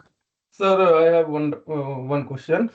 सर हम यहाँ पे क्या डिस्क रिप्लिकेशन का भी यूज कर सकते हैं कि नहीं कर सकते, लाइक जैसे हम आरडीएम बोलते हैं। नहीं होता क्लाउड में, क्लाउड में होता है। मान सपोज हमारी कोई डीबी की मशीन है, एसक्यूएल की मशीन है, तो हम लोग तो उसमें जैसे 1 नोड 2 नोड क्लस्टर यूज करते हैं, तो क्या यहाँ पे वो पॉसिबल होता है, मतलब शेयर डिस्क का कॉन्सेप्ट? अलग अलग सर्विस में अलग अलग तरीके के रेप्लिकेशन हो सकते हैं। जैसे डाटाबेस है, डाटाबेस में मास्टर स्लैब का रेप्लिकेशन सेटअप कर दोगे, अपने आप होता रहता है। लेकिन क्लाउड में, and this is to everyone, cloud में ज़्यादातर चीज़ें प्लग एंड प्ले टाइप की होती हैं। यानी कि हम क्लाउड में ज़्यादातर चीज़ों को रीस्टोर नहीं करते, डिस्ट्रक्ट करके नया बनाते हैं। कोशिश ये होती है कि ज़्यादातर चीज़ें स्टेटलेस हों। अगर वो स्टेटफुल है तो उसको भी हम स्नैपशॉट या सम अरेंजमेंट के थ्रू उसकी कॉपी बना सकते हैं, उसी को रिस्टोर नहीं करते। और ये सारी चीज़ें तभी समझ में आएंगे जब हम टॉपिक बाय टॉपिक कवर करते चलेंगे। तो रिकवरी हम लोग बहुत अच्छे से समझेंगे कि कैसे करते हैं, ये होगा तो क्या होगा, वो होगा तो क्या होगा, है ना। टॉपिक पे चलेंगे तो okay. Thank you everyone, then good for today. Thank you sir. Thank you all. Thank you, sir.